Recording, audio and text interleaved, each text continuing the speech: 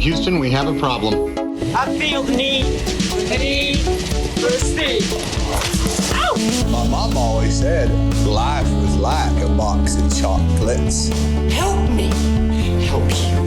You are a toy! My team is dead! There's no crying in baseball! Relax. This pot is making you aggressive. Wilson! You complete me. Hello, and welcome back to another episode of We Bought a Mic, a podcast about Tom Cruise and Tom Hanks. It's a series on the films of Tom Cruise and Tom Hanks. Tom v. Tom, a tale of two Toms. Cruisemas with the Hanks. Welcome. Today we're talking about Mission: Impossible, 1996, the original. Welcome. My name's Ernest. This is Hunter Mobley. They're dead. My team is dead! Do you hear me? The podcast is in the open! My name's Hunter. I'm Drew. By the way, not the original. The original is the 1966 television series. Mm-hmm. Well, you know what I mean. The Tom original. Man, you're just going to rewrite history like that. There is not an Ethan Hunt in that original. There is a Jim Phelps, though. Phelps is like the lead guy of the show. Mm-hmm. And joining us today, welcome back to the show, Stephen Baker. How you doing?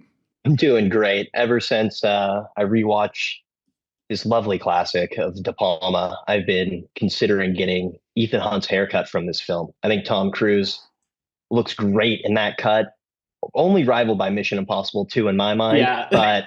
but Mission Impossible 1, that is like, when I picture Tom Cruise, when I like close my eyes, I almost see him exactly like he appears in this movie. So it's a root and core memory for me. And I'm glad to get to talk about it with you guys. I think you should also get those tiny little spectacles he's got in this one. Oh, I think I've got something close to him. He's looking cute as hell in those. Yeah, that might need to be my next pair of frames when I upgrade from these. These are pretty close to the ones I have on right now, but they're like school shooter glasses. Yeah, they need to be smaller. They got a more wired. Yeah, they look good for climbing up a roof. You know what I mean? Right, for dangling from a wire. You gotta see those handholds. Got it. So, Stephen, we last had you on for RV, a Robin Williams film. That was roughly a year-ish ago. One out. Wait, why? Why did you block that one out? I don't know. I think I just I just was like, why did I make you guys do that movie for me? Not the worst Robin movie of the series. No. It ended up averaging like kind of middle-ish, I think. Yeah, I'm due to think about it once a year. So you guys bringing up that we thought about it last year, that's my cue to think about it again. Yeah, that's exactly. So when I reached out to you about this series, I think you had selected Mission Impossible 2, which was already taken. So I went ahead and gave you this one as a consolation. But I'm curious to hear your thoughts on both films. That's a movie we'll cover in an upcoming episode. But this is a safe space to talk all Mission. This is a series that's beloved to this podcast. We covered Fallout. We covered Dead Reckoning. I've talked about all of them at some point early days, but this is an episode devoted specifically to this original one. So it's okay to talk about the entire series, but I'm curious, like this movie specifically, the original. What are your memories? You're kind of going into it. Is this a rewatch? And how you feel about it now? I want to hear from everybody, but we'll start with Steve. Well, just like you, I think the Mission Impossible series of films has been a part of my life. I have British roots on my mom's side of the family, and I could care less for James Bond. I don't go see him. I don't need to see him. But Mission Impossible has always been my spy thriller universe I want to be in. My dream was to be like Simon Pegg in those movies. That was when I watch a movie, I'm like, I could play that guy. And Simon Pegg is like the perfect character, which sadly, obviously, he's not part of the team yet. But I think that the team that is, the central point, obviously it's mostly Ethan Hunt is the central point, but the fact that we still have like Ving Rhames and all these people around still in the current Mission Impossible movies is just a great showing of that these things are all connected. And I've watched all of these movies. I still go to the theater, the first moment I can to see them when they come out. I'm excited for the upcoming sequel to Dead Reckoning. And formerly known as Part 2. Part 2. When are we seeing a trailer for that? I've seen like people, talking about the stunts they're doing for the movie, but he's like hanging onto a plane. Yep, of course. When is he not? Listen, my guy, this guy he just likes to just dangle off of planes. Yeah, and that's how he gets to cliffs. Yeah, he's showing up to craft services on the side of a biplane. I thought you were going to say that's how he gets off. Which that might also be the same thing. Guys, I don't think anyone's doubting that is how that guy gets off. Scientology can only pull on you too far. You gotta live another life to prove that death is merely something you could shove away. Yeah. But yeah, I just think that the movies itself all stem from this one. I think that this movie was also like a key part with De Palma pushing Cruz to do stunts, which Cruz is always comfortable with, but I think that this almost started his infatuation with those. And I don't think they're up to the par that they're doing now. Like, I think in the original film, you could definitely, like the train scene and everything, it doesn't look like he's jumping off a cliff in real life, but you could tell that Tom Cruise was a part of most of the frames they shot for a lot of the stuff in this movie. And that's where I kind of started my love for Cruz, was even during all the ups and downs that almost follow the Mission Impossible movie. Like, a lot of those crazy Tom Cruise moments were attached to promotion for Mission Impossible. Right. That no matter what, any movie he's done, like Mission Impossible has always been a safe place for Tom Cruise fans to be like, everyone loves this. This is like something that I cared about before Top Gun came out. And I almost feel like I like a cool SoCal punk band that now is getting big because everyone's big Tom Cruise. Forgive him for everything because of Top Gun Maverick. He saved cinema. Well, Ethan Hunt has become synonymous with Cruz, especially in this later stage. That's why it's going to be interesting to see if he really does move on from this series, and Dead Reckoning Part 2 really is kind of a send off for Ethan Hunt. Like, what becomes of Cruz then? Because it's just like, this is kind of the form that we have now. I'm excited for whatever that is. Hunter, I know that this is a big series for you. You talked about a lot about Mission Impossible on this podcast, but if someone is listening for the very first time that's never heard us talk about it, what would you say to sell them on your love for this? Like I feel like I've said so much about Mission Impossible on this podcast and on other podcasts before. It's my favorite franchise. Like, this and the Toy Story movies are just like at the pinnacle of just like what I think you can do with franchise entertainment. I think I've told the story numerous times before, but whenever I was a kid, it was just whenever the first 3 movies had come out. And I would go to the library and I would take turns renting out Mission Impossible, then Mission Impossible 2, then Mission Impossible 3, and just have this as a constant cycle. And I would just go through these movies over and over and over again. And it was funny watching through this, like preparing for the podcast. I kind of had like a vivid memory of watching the Langley heist over and over again as a kid, because I was just like, I had never seen anything that cool in a movie before. That there's something it's almost like ballet when you were watching it. It's so silent for the most part, and you were just sitting there watching Tom. I think that is like the best Tom stunt scene of the movie, despite the fact that it is not him driving a motorcycle off of a cliff or doing a halo jump or any of the extreme things that we see him do in future installments. I really love this movie. I think that one of the things that has made this entry age very well is the De Palma factor, which we're going to talk about a lot. But like, you can tell that there is a artisan behind the camera in a way that even you can't feel that way in the same way in like something like Mission Impossible 3. Sorry, JJ. Like, it doesn't have the same heart behind the camera, but like, my boy De Palma is just going to get right up in your fucking face from a low angle and just shoot the hell out of everything. Those angles.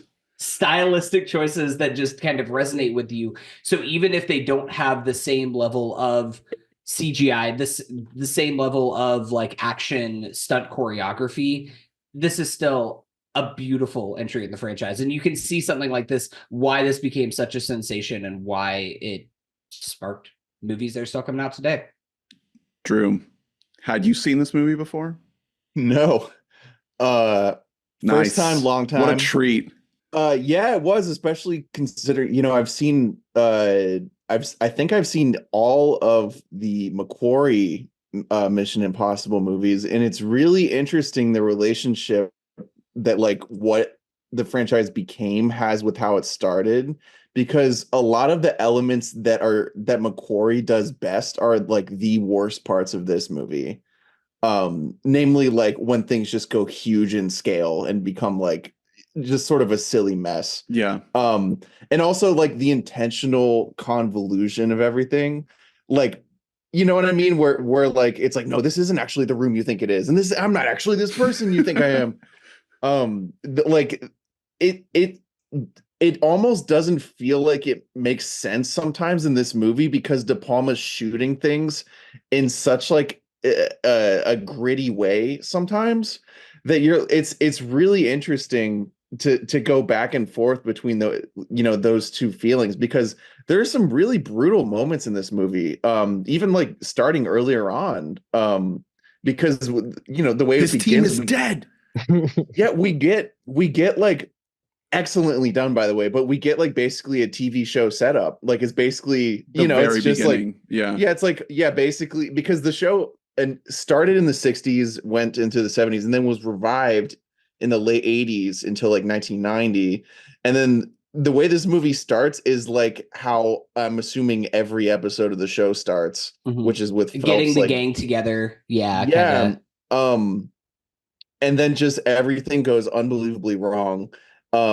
Which is, by the way, like I think an awesome way to start any movie. It's a great cheat code, is like introduce a crew and then fucking kill most of them. Which by the way, that was not in any of the marketing of the movie. This was sold as like a team up movie. This was not sold as like a solo star making performance. Emilio Estevez is in this movie in 1996. Emilio Estevez is not just like a guy that you put in and you kill off 25 minutes. I know, horrible way to die, that character. That genuinely is fucking shocking. Like it, like watching it, having no clue what would happen. I was like checking, like like pausing it to be like, we are like 9 minutes in and they're all dying.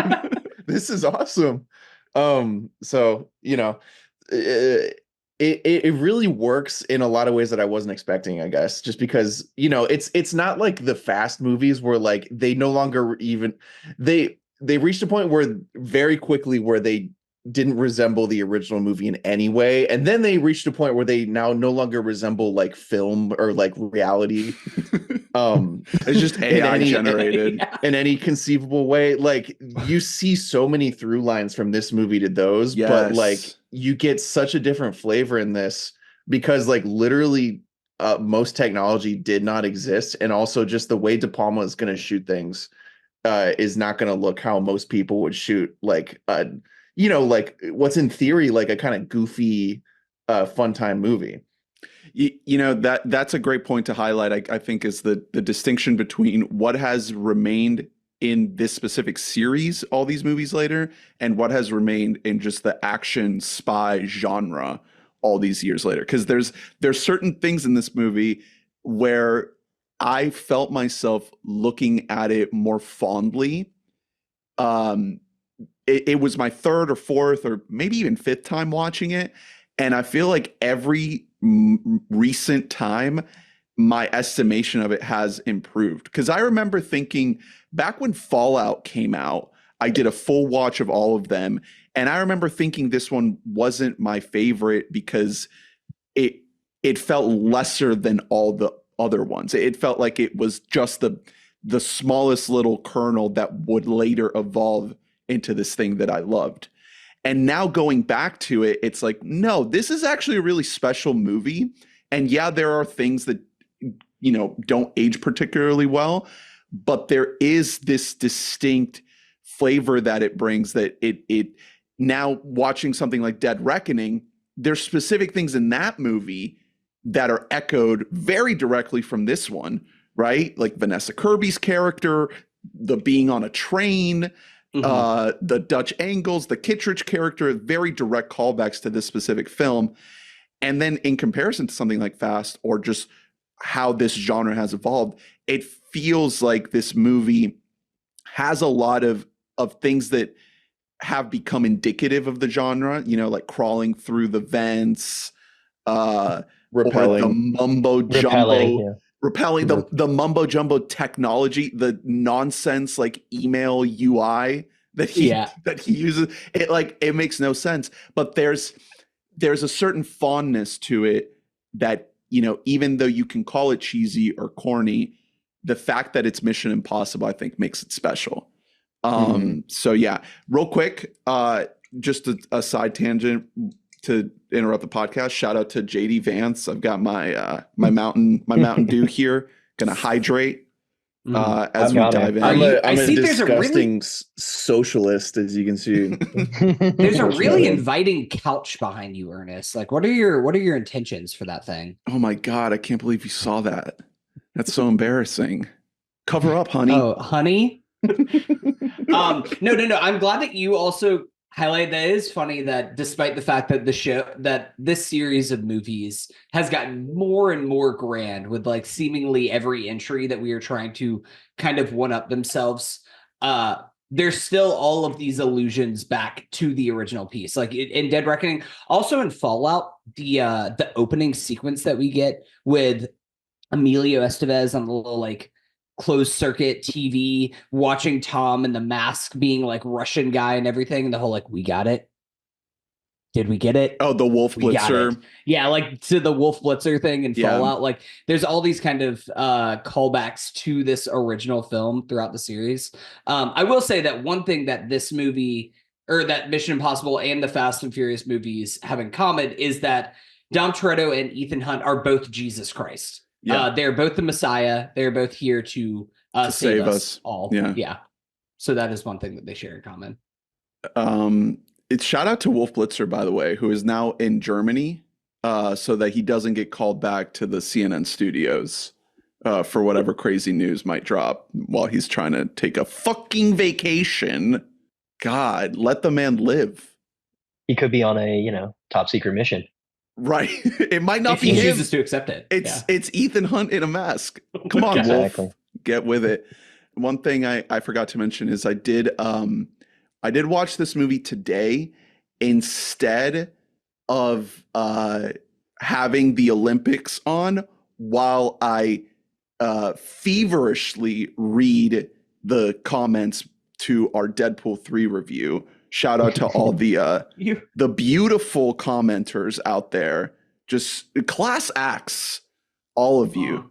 We could all have intelligent conversations with each other and just voice criticisms one way or another. Just the most encouraging, very normal human behavior. We should, by the way, I know it's early, but we should take a minute to shout out our sponsors, Mint Mobile and Aviation Gin.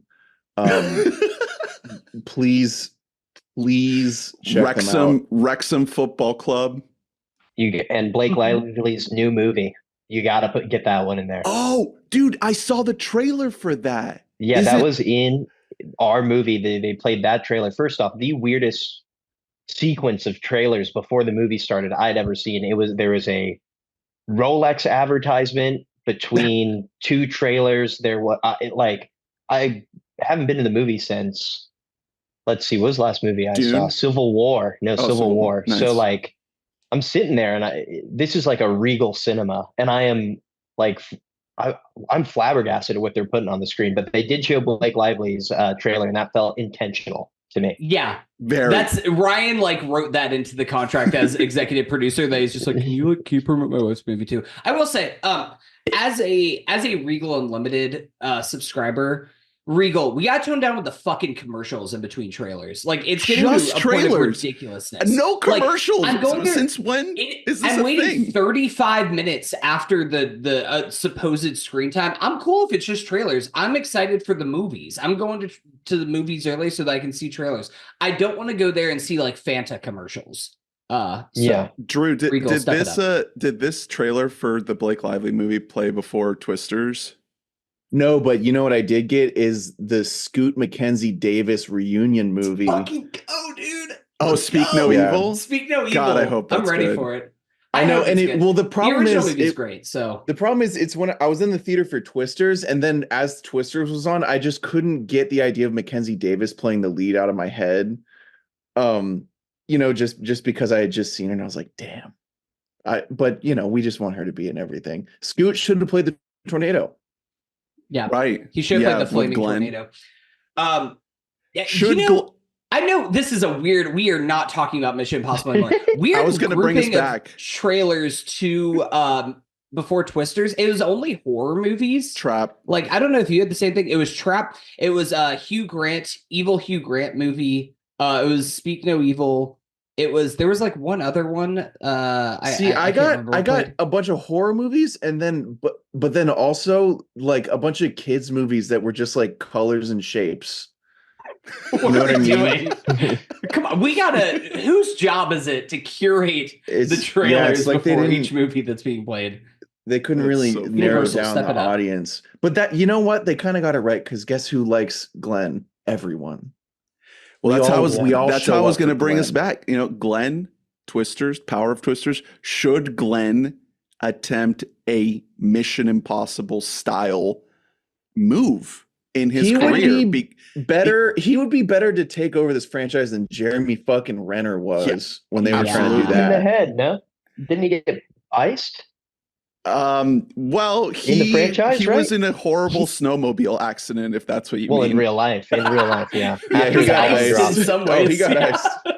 Yeah, when the elements came after him, that album was so bad. Jesus Christ. Yeah. It's No, true. I- People are saying this. Listen, I do. You just love to see Tom Cruise like never does this with people, but he like saw something in Glenn that he's like, I'm taking you to the Tom I Cruise choose school of how you. to be a movie star. Like the fucking the original the LA premiere for Twisters, and they're taking photos together, and Tom Cruise is showing Glenn how to showcase the Twisters movie bucket so that shows the movie Yummy. together. That's Yummy like popcorn. That's like, man, you love to see that. And it's so funny listening to Glenn Powell talk about Tom Cruise, because Glenn's like Miles Teller was supposed to be the number 2 in that movie, and Tom just saw something in Glenn that he's like, I take Glenn out on my private plane and we just go like planing That's together creepy. and we're just boys. I don't like that. Listen, if Glenn Powell wants to be a Scientologist, that's his own MO. He's a grown Yeah. adult. He can make that decision for himself. Or if they just want to like do some hand stuff, whatever. I'm here for any So of it. speaking towards Cruz and how he generally has better chemistry with men, this is a rare case in which I can't blame him too much for not having chemistry with the female lead, because she's one of the worst actresses I've ever seen in my whole life. It's tough. is Emmanuel tough. Biert. Like, holy Yeah. fucking shit, she is just taking a dump all over the screen. In her defense, I will don't know say, how you guys felt. I think that part of the point of this character is to kind of be more of like a classical, like femme fatale type I know, thing, like so a she's- very so she's noir just kind of- coded. Oh, where's Jim? No, Oh, it's Wake up, Claire! Jim's dead! They're all dead! it's great. The great Tom moment there. No, but I think she's terrible. She's really bad. You hate to see it, especially because like we're skipping ahead a little bit, but like Cruz has so much chemistry with Vanessa Redgrave as Max. It's not even funny. It's like some of the best chemistry that he has with like she's so any fucking actor horny. when they are in the back of the car and she like leans back and she's like, oh, Job. Like there's so much sexual chemistry that is happening there. And you know, Tom Cruise with mommy issues. Yeah. he's not beating This is these what allegations. me and Hunter were talking about on the golf course today. We were like, it would make so much sense if he just needs like a mommy to like tell him what to do, and he's absolutely on. Yeah, he needs like an Agent M or something like that. There's got to be like the older woman, and like Dom Toretto, he has his older woman character to lust after as well. Yeah, more like sub Toretto. You know what I mean? There we go. There we go. There we go. What if that is part of the reason why the Ethan Hunt character has so much of a kind of like a fixation on these types of female characters as the series goes on, right? It's like a mommy thing, It's weird. Rebecca Ferguson is mommy. Well, yeah, Rebecca Ferguson is mommy, but how old is Rebecca Ferguson? She's younger than Tom Cruise. Oh, they all are. But like they all are. But, no, but like they actually have like legit. I actually think that the Mission Impossible franchise does a pretty good job, and maybe that's credit to McQuarrie again, that like he's very good at casting, at finding women who like are able to click with him. But I think that there's something that's like with Rebecca Ferguson, with Haley Atwell in Dead Reckoning, like Tom has chemistry with these women in these movies when he doesn't have chemistry with them in a lot of movies. Even with Vanessa Kirby, a little bit in Dead Reckoning, but mostly in Fallout, like it's kind of like that Max relationship, but it's almost like he's more of a sub in that relationship, more so than he is in this. Like, despite the fact Vanessa Kirby is like half his fucking age, he's just like kind of lets her walk up all over him in a way that he seems to enjoy. And you know what? We're not going to kink shame on the spot. One thing I really appreciate about this movie this time around is just the structure of it. It feels really simple. It is just kind of these set pieces. You have Prague losing the team, going directly into fish tank blowing up. Then you basically go from that to building up the team to get to the Langley heist, and then later the train. And you have smaller moments in between there to connect it all, but the whole thing ends up being a little less than 2 hours. It's like 110 minutes total. So it ends up being pretty breezy and easy. Like it doesn't feel bloated at all. And I really appreciate that about it. It makes it very digestible and rewatchable. I don't put on these movies frequently, but if they're on like on cable, they're so easy to catch and get like a big chunk of the experience from just watching a single set piece, because it's not very complicated. I genuinely think that like if I was just catching this on cable, the only like part at which I'd be like, I'm good and change the channel is if like I was tuning in and it was already the final set piece, to be honest. Just because like, it honestly feels like McQuarrie is trying to make up for a little bit. You know what I mean? And it's not just Palma's fault necessarily. Literally, like I don't think it was possible to like shoot what they were trying to shoot really, really well back then. And so it's so funny that like the hallmark of these new movies is that the final set pieces are even longer than this one, and they look fucking amazing. It's so interesting. The beats line up in interesting ways. It's like Jean Reno fighting a rat is the same as Simon Pegg and Rebecca Ferguson trying to defuse a nuclear bomb. It's like the energy is like pretty equal there, even though they're two completely different scenarios. I always think in the like Mission Impossible franchise that the movies always seemingly have their best set piece in the middle or in the beginning, but it's never at the end. Like you can go through all the movies and like kind of list the most memorable set piece, and it's never that final one. And even how like Dead Reckoning was pitched as like this amazing like final sequence, and they keep showing you the train. Tom Cruise jumping off the cliff and the train and all that. I think that it's those other smaller moments that are equally as big, but just not like the climax of the movie that is the exciting aspect of most of the Mission Impossible So movies. what's your I think your I agree favorite with that. Hold on, Steven, what's your favorite set piece in Dead Reckoning then, if it's not the train? It's definitely not the AI club. I'm trying to. Is it the car chase? The car Is chase it scene? Rome? The car chase, I do love. Yeah, I think that one is almost like all of the like they almost tried to go for like a Indiana Jones slapsticky car chase moment in like the newer films. It's like a hallmark now. It's like, when are they going to get in a little automobile and like drive down some steps, or when is Simon Pegg gonna blow the airbag on his face and say oopsie or something like that, whatever he's fucking up to, Now that sounds good. Oh yeah. That I'm into. What about Fallout? Do you not think that the Henry Cavill helicopter is the best part of that movie? When you talk about that movie, you talk about the Halo jump. Exactly. Okay. That is the moment, because, and I don't even know if that's due to that being like the ad campaign. It's like every one of the movies nowadays is linked to a stunt that Tom Cruise is doing that people are like, this guy's fucking nuts. And it's like, we all know that.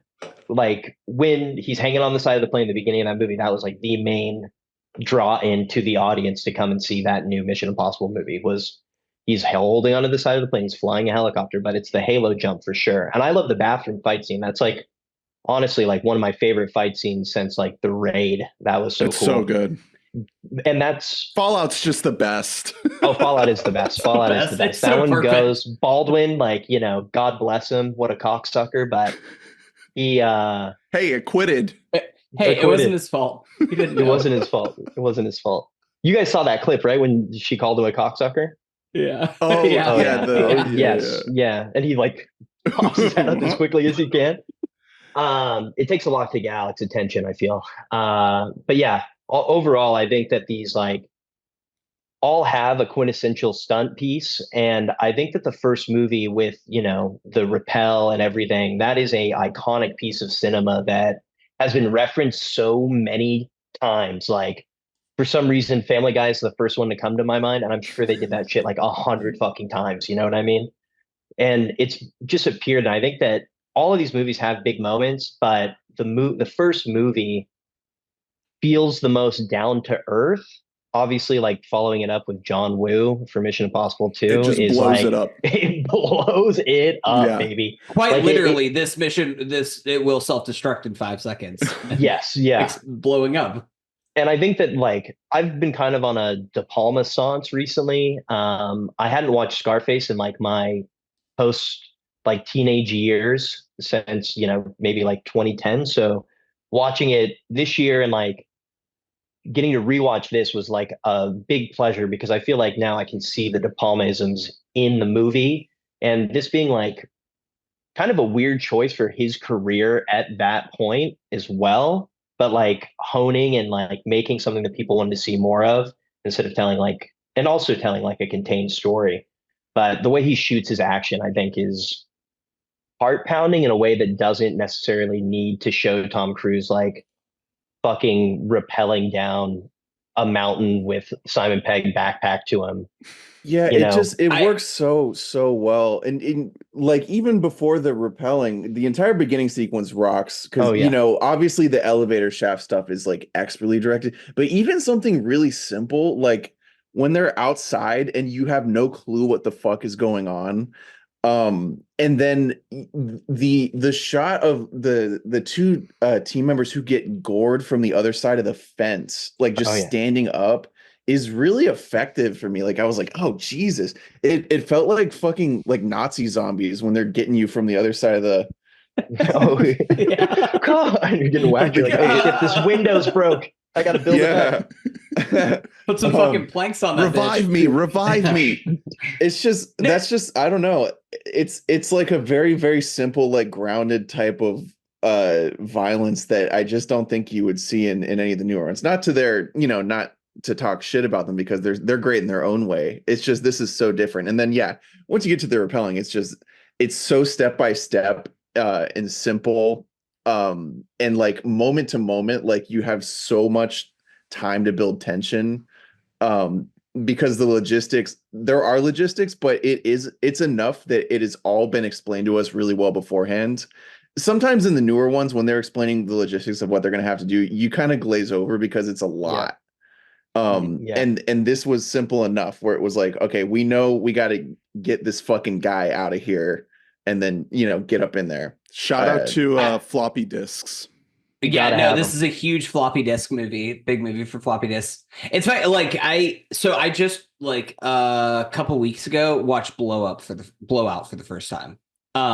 Which like is kind of a perfect movie. Like it's the best De Palma movie. It's absolutely incredible. Like but that is a movie. Have you guys ever seen Blowout? Never. I have. I haven't seen like any De Palma movies, honestly. So really, Blowout is kind of a movie that takes advantage of like what De Palma does best, which is like very methodical filmmaking, and kind of like the whole point of it is that he's John Travolta plays like an audio tech who is recording audio for like just recording some ambiance and catches a what turns out to be a murder happening, and then it's listening and rewatching the same footage over and over and over again, but trying to put the pieces of the puzzle together of how this happened. Kind of like the Conversation, spinning the web of this conspiracy theory. Yes,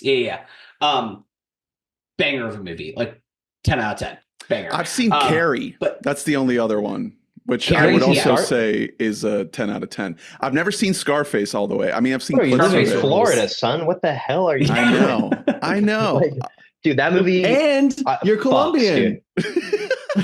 Dude, so maybe that's why you actually have a pass. I find it very offensive. I got like MTV crib pilled when I was younger because I was like, when I watched that and everyone's watching Scarface, I was like, this movie must like fucking rule or fucking suck. And I remember watching it and being like, I don't know drug. I don't know anything. I'm a 14-year-old. And like now watching it as an adult, it is like so fun and so well done. And yeah, my favorite De Palma movie is The Untouchables. But I'm a big Andy Garcia guy. Anything he's in, I'm there. I'm lining up. I've got a big location on Garcia Island. Oh hell yeah! I've never seen The Untouchables. You gotta watch The Untouchables. You got. I need to. I need to see that one. Also, Drew, I was gonna let it slide, but I can't. Tony Montana's Cuban, not Colombian. Yeah, he is. I wanted to say it too. I was talking about cocaine. Come on, man. I didn't even. I figured he was cocaine Italian. Is Colombian. Yeah, they go to Colombia. Okay. They do that's true, but I was like, he's definitely Cuban. Is Scarface Brat? No, I wish. What the hell is this? It's not Brat. Are you trying to get like a TikTok cutaway right now? I just want to know. Got to make up for the Deadpool takes. Yeah, exactly. I want to know at one point the Kamala Nomenon reaches the cocaine part of being Brat. That's all I want to know. That could be the sequence they name. What did you just say? I have to make up for. I have to. We're getting dragged on TikTok right now. I might have to delete our account. Listen, not we. You. I wasn't there. Drew's already distanced himself. I love it when Deadpool takes a big poopy on the screen and says, "Oopsie, was that me? Good. Did I do that? Oh, you like it though. It's like Seth Rogen. Going back to De Palma because I can't give any more. I don't know what is Brat in this movie or not, but I do think that like one of the things that, if anything, if I was going to criticize the McQuarrie movies, probably other than Rogue Nation, this movie like kind of nails the quieter moments, the non-set piece moments for the most part. Like specifically thinking about like one of my favorite scenes in this movie is John Voight on the airplane. Whenever they're just like and they ask him like, would you like to watch a movie? Would you like to watch a movie? He's like, I prefer the theater. Perhaps you consider the cinema of the Ukraine. And then like watches the whole thing about the knock list and everything. And then right whenever you get this tape will self-destruct in 5 seconds, he pulls out a cigarette and like and exhales as the smoke is coming out of the thing. And it says directed by Brian De Palma. That's so cool. Like that rocks. That's cinema right there. That is movie making. I like the recurring bit in all these movies of when they get the mission assignment. That's always a fun thing to see, and to see the first one here. I think if I were to rank like all of the mission exposition sequences, this one would probably be easily in the top 5 of all of them. Of 7? I mean, is there just one per movie? There isn't a lot. Yeah, there isn't a lot of them. It's okay. Well, if you're talking about the opening one, you didn't love Uber driver coming to Tom Cruise. That's to gotta deliver be the worst, honestly. In Dead Dead Reckoning. That's a yeah, rough it's not one. the great. That's one that just be like Tom Cruise. He's so fucking old, but we love him. Well, I That's the listened point of the to Dead I listened to a Reckoning one. podcast with McQuarrie talking about that scene. That was the last thing they shot. That sequence. That was picture wrap on Tom Cruise, and they shot most of it in McQuarrie's garage, like all the insert shots and everything. Because it was play. well, because they don't know. That's like the last thing that has to happen, because they don't know what is happening in the movie as they're making it. Like they shoot all the action sequences, and they're like, we don't know why Tom Cruise is jumping off a cliff. We just need to capture it. And then once it's done, they're like, okay, now we figured out all the once we know he's going to survive the stunts, then we'll build the story around it. Yeah. Steven, are you pro bringing back smoking on planes?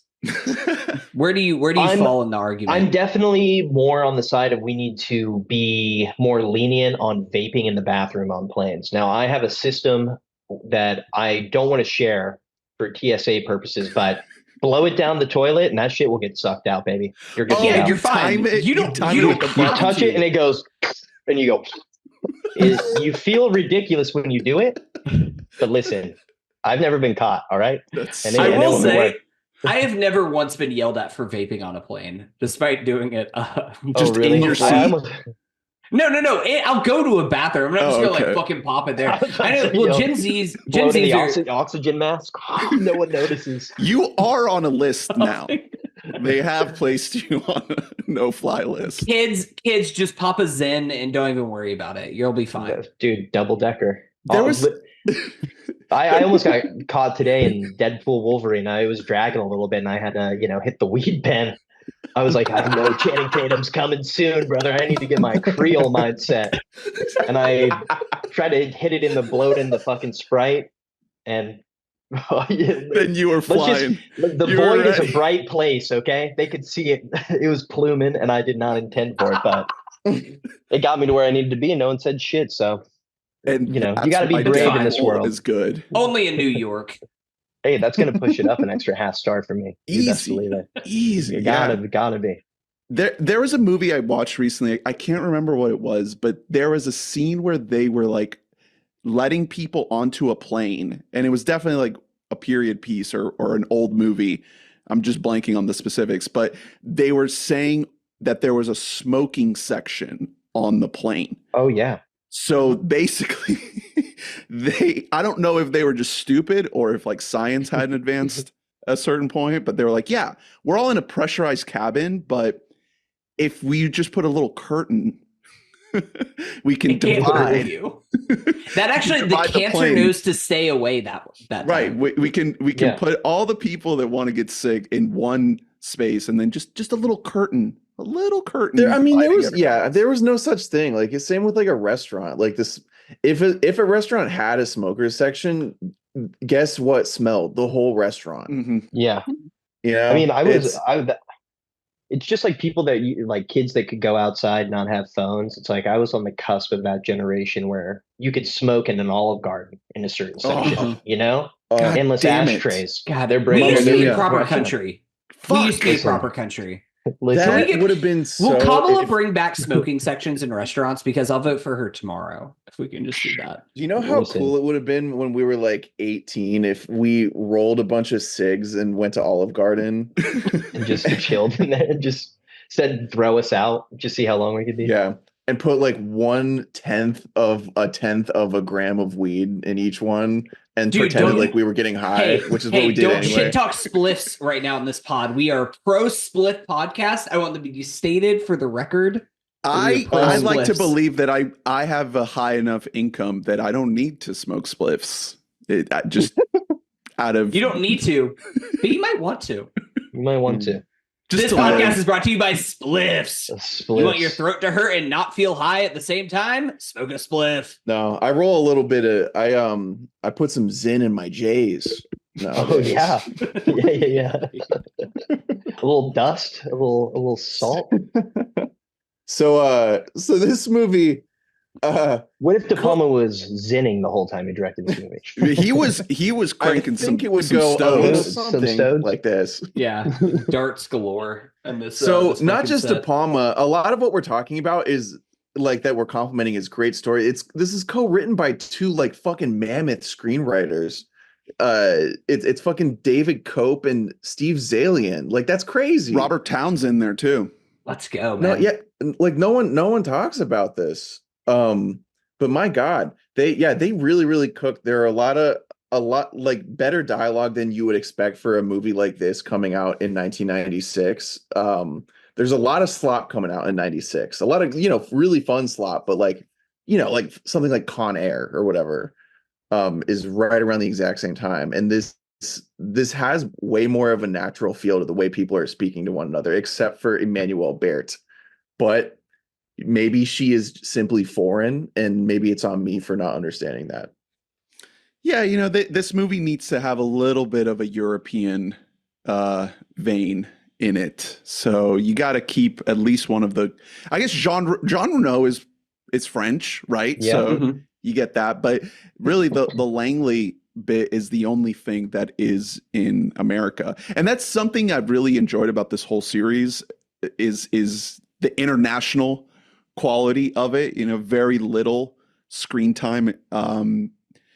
Well, Mission Impossible 3, I think maybe has the most American screen time from my memory, even though a big chunk of that movie's in Rome, I believe.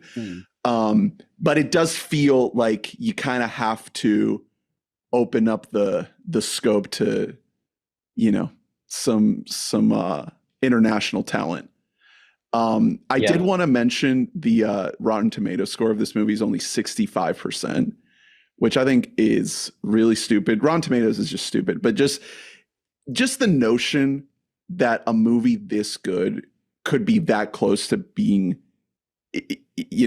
considered bad is, I think, criminal. And I'm curious how the reception has evolved since it came out. I mean, Rotten Tomatoes. Rotten Tomatoes means nothing like for new movies that come out, because anybody with a podcast like has a Rotten Tomatoes rating, but like older stuff, Rotten Tomatoes like does matter more. Like the Toy Story having 100% on Rotten Tomatoes means something.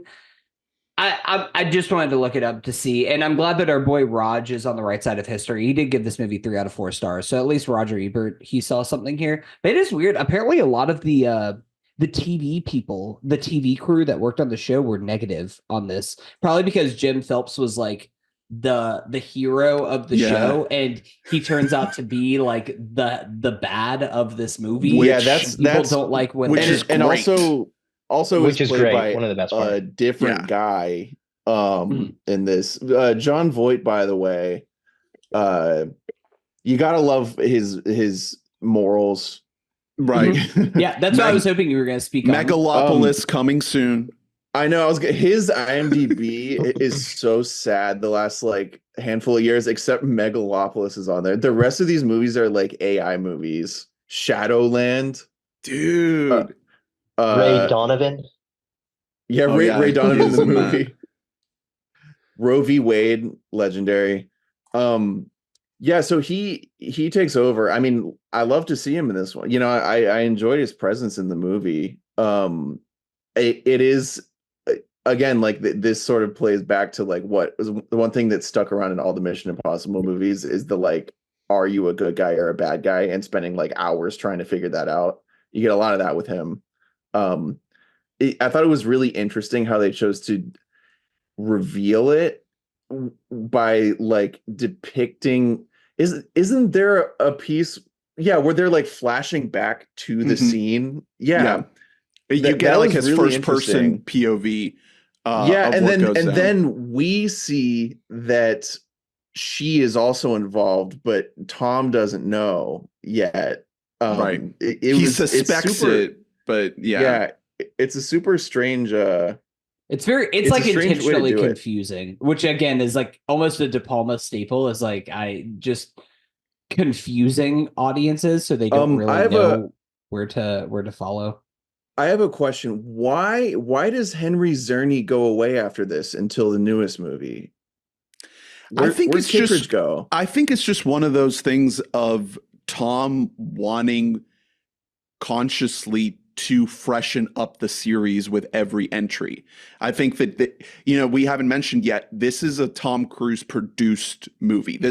One of the big deals of this movie is that this is everything up until this point is like building up the ability for him to go to Paramount and be like, I want to be a producer from now on. And my first thing is going to be to remake this TV show Mission Impossible.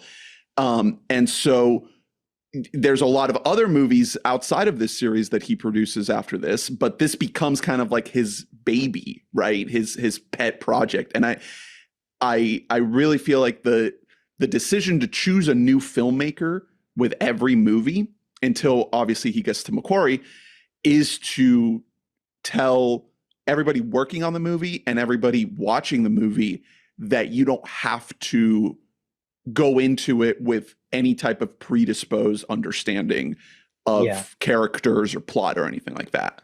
I think that that's like the one thing in the Mission Impossible like fandom sphere that is hard to get people to go and see a new one, is because like it's easy and it's hard, but it's the fact that the return on investment of seeing the previous movies is only so much. Like obviously you should, and obviously like these reoccurring characters appear, you might want to know who's that if they rip their face off or something, but like you don't need to see the previous 4 movies to understand what the fuck's going on in the newest one.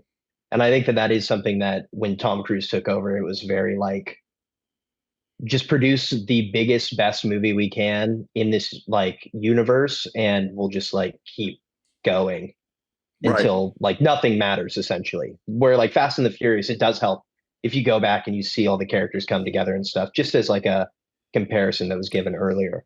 It gets so bloated in that case though, and then you have to add the beef between The Rock and Vin and how they don't want to be on set together. It gets so complicated that it starts to be weighed down by that. Hey man, if Fast and Furious took place in the Marvel universe, and they would just simply make a character called the beef between Vin Diesel and The Rock in real life, and that would actually become an integral character in the movie. Right. Because that's where we're at. We would all clap because we remember we read that on Facebook. But I think for like fans of movies, I do think that the like different director aspect leans to people like us wanting to go back and interact with the earlier movies so far down the road, because like you have De Palma, you have John Woo, you want to see what J.J. Abrams' first like big like return, like we're handing you this big project, like let's see what you could do with it, which launched his career of being able to do whatever the fuck he wants. And then even someone like Brad Bird coming in and like getting to show what he could do in live action was, a good push as well. But once Cruz took over, it's kind of like how not a lot of actors get to do this anymore, but like Ryan Reynolds basically like, he'll have his like ragtag, team of former assistant directors become directors, do the movie, but you kind of know who's in control of the project, and it is that lead actor. Like there's no way Tom Cruise is wavering on what he wants to do and what he doesn't want to do because of McQuarrie. It's like more of a management system they have going on over there, with Tom Cruise leading the ship and then McQuarrie just managing what's going to happen and how to execute it. But I do think once Cruise jumped in and started putting his own ideas in and like building the movies to where they are now, that's when it kind of took a like more kind of less, let's make fun of this in pop culture, to these are like some of the biggest movies coming out of it. Yeah. It's like the top quality of any. Yes. I think Mission has surpassed like even Bond for sure, or anything in this same subgenre of action. But yeah, I really feel like what you're saying about him finding McQuarrie is a key part of the story. You know, he had to get to that point to find someone who completed him so well. But in the context of this series and like where we're at in the 90s, I think that there was probably people who were doubtful of whether we should give someone like Tom Cruise this much power. I know right now I'm doubtful of giving Ryan Reynolds too much power. Yeah. That's not something I want to do. That's not something I'm ready to do right now. He is fucking sick of phone companies gouging you for your monthly plan, and he's decided to do something about it. So I'm so sorry about that. He's like, I don't understand why everyone in America doesn't use Cricket Wireless. I do think that like there's something that's fun about these movies, that they're definitively not comedies. And I think that's what separates them, especially it's what makes them feel fresh in like an era, especially like Marvel is still kind of at the epicenter of culture as Deadpool and Wolverine is making $200 million this weekend.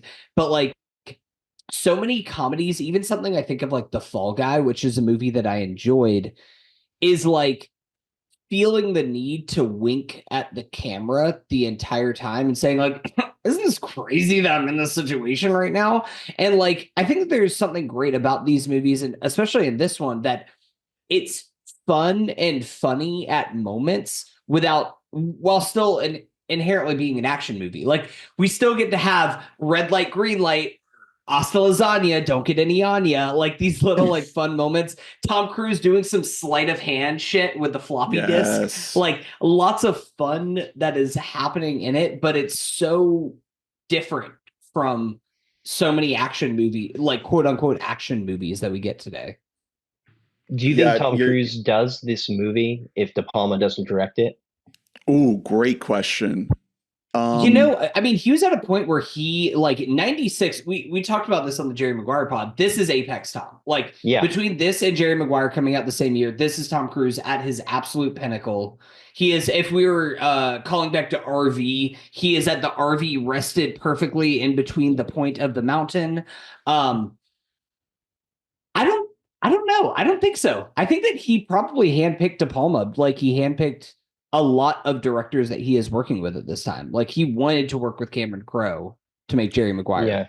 So according to the Wikipedia, Sidney Pollack apparently was sort of the first pick, who was involved with the project before De Palma. Didn't they make The Firm together? Is that Pollack? Yep. Okay. That's Pollack. Okay. So that explains that. But essentially, what you're saying is correct. It's like he comes to Paramount with a lot of say, right? Like Paramount is not coming to him saying like, hey, we need help with our Mission Impossible project. Like he probably goes into Paramount, says, hey, I'm ready to start a production company. I'm coming in. Like, let's see what you got. Let's see what your, possible projects could be. And it's possible that Pollack was already attached to some extent to a potential Mission Impossible movie. But yeah, it's probably like Cruz comes in, meets with Pollack, and then says, I kind of want to go with De Palma. And according to this, he met De Palma while working on Interview with the Vampire at a dinner with Steven Spielberg. So hell yeah. What a time. The golden link. Yeah. And just to tap as well, John Voight had an incredible year. He went straight from this to making Anaconda. So great year for Voight as well. Cruz is doing well. 90s. Voight's doing well. Who had a better 1996 is a real toss-up between the two of them. I mean, Rames also is in an interesting period because he was in so much absolute shit, and then he's Marcellus Wallace, and then he gets these movies. Amazing. Oh, he's so good in this, and now he doesn't even have to stand up; he just sits all the time. Fedora on. Yeah. Here's the thing: he barely stands in this movie, so like he just kind of keeps that energy going throughout the entire franchise. Is this one of his toothpick roles? Has he always got a toothpick in his mouth in these movies? I feel like he's a classic toothpick actor. He loves having one of those things in his mouth. Yeah, well, he has to in order to get the hacks correctly. Yeah, that's true. The hacking is only as good as the toothpick. My guy's gotta have oral fixations, okay? Like that's just the thing. You just gotta have some oral fixations. It's fine. Hey, after they shoved that gag in his mouth, he became accustomed to it. You're playing fourth dimensional chess with an algorithm. Big Just an all-time line. He's so cool. I'm just glad he's still around. I feel like out of all the Mission Impossible movies, just to get back to Tom, like this, I always like to see where Tom is at because he has so much sway. And this one has to be like the least fun Mission Impossible movie he made, right? Like he goes to John Woo, has a blast. I do think outside of like working with Philip Seymour Hoffman, 3 might have been rough too. Mm-hmm. But at this stage, I think that it might have been like more of a drag and less of like a fun project for him, even though he brings a lot of enthusiasm to anything he's on. Yeah, I think that all these movies have a tough production to some extent. I feel like fun is part of that because he's fucking crazy. Like he's having fun while he's hanging on to the side of a plane as it's taking off. Yeah, if he has to wake up at 4 a.m. for a shoot, he's having fun. Right. Okay, good. Yeah. Every interview I've heard with Christopher McQuarrie talking about making these movies, it sounds like a nightmare. It sounds like an actual living hell. And they're still doing it. But also, like, everyone who's involved seems to be like, this is the best experience of my life, too. So, like, maybe we are they have the gold standard. Maybe they have cracked the code. I don't know. I still feel like Tom is having like a great time in this movie. Even in this one, I don't know. Maybe this is like not as fun as I drive motorcycle off of cliff, or I'm like suction cupping my way on the Burj Khalifa. Like maybe this isn't quite as fun as that, but it's still like Tom loves taking off masks and just doing the Mission Impossible shit. And there's some great mask work in this movie. Hey, he even gets to do like an analog, like an actual mask in this one, wearing all that makeup. Yeah, at the beginning.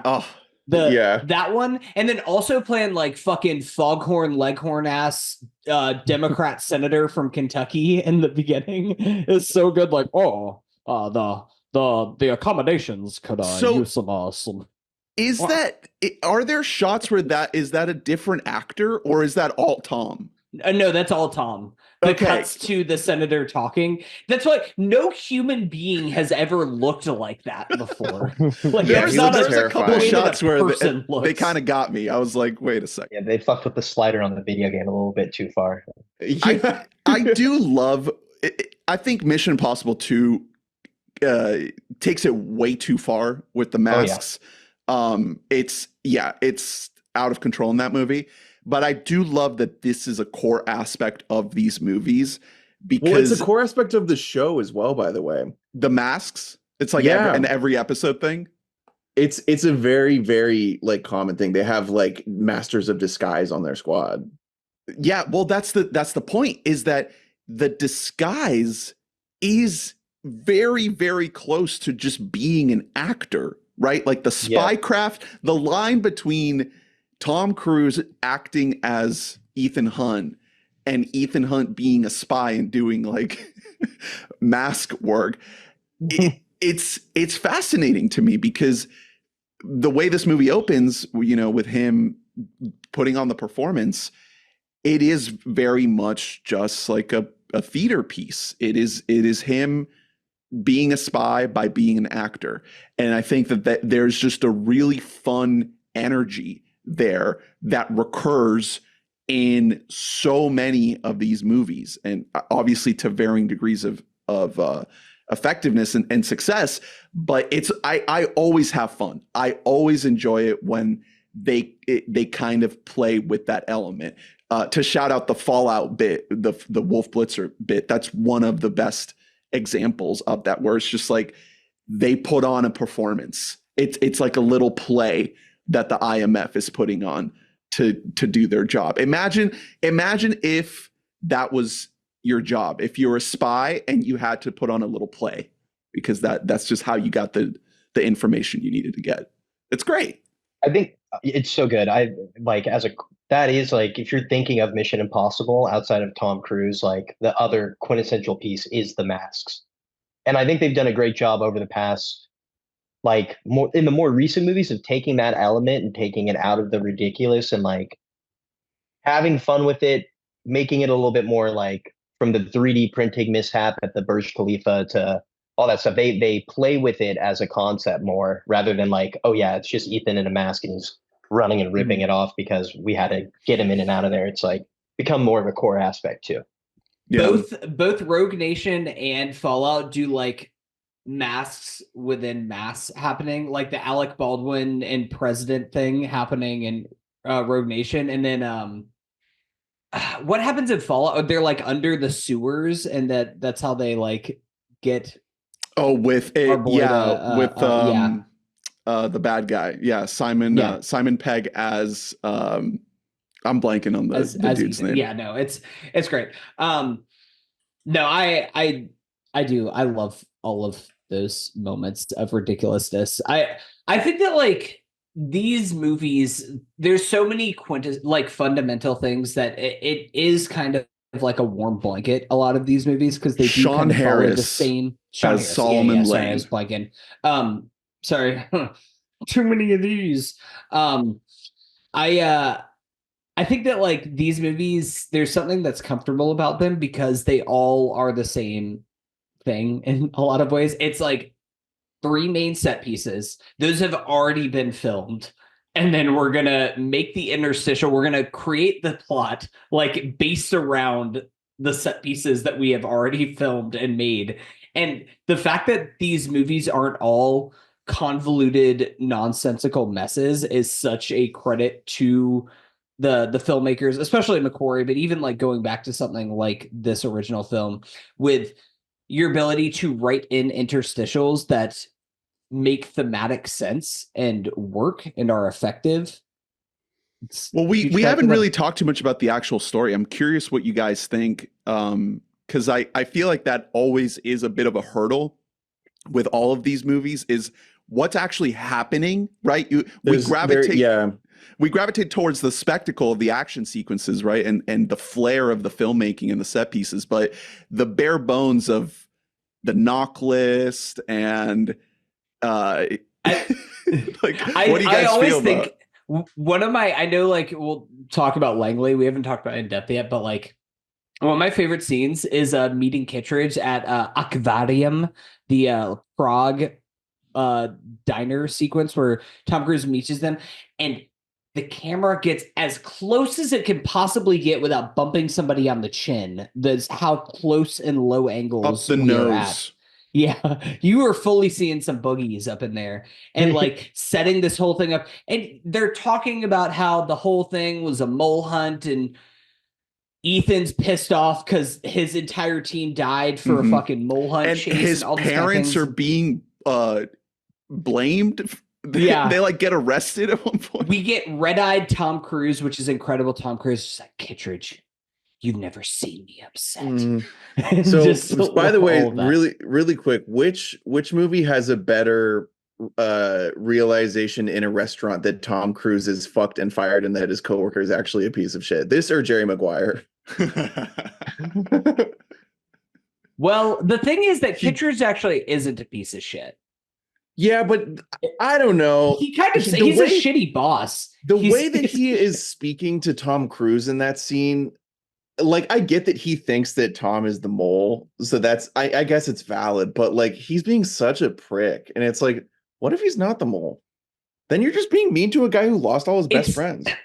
Here's the thing is that I almost excuse Kittredge in this movie. The fact that we're on the 7th entry and people are like, I don't know, man, this Ethan Hunt might have ulterior motives. That we're still doing the same thing that's like Ethan Hunt. I actually think maybe he's the bad guy this whole time. Like, I think that we're well past that. He's going rogue.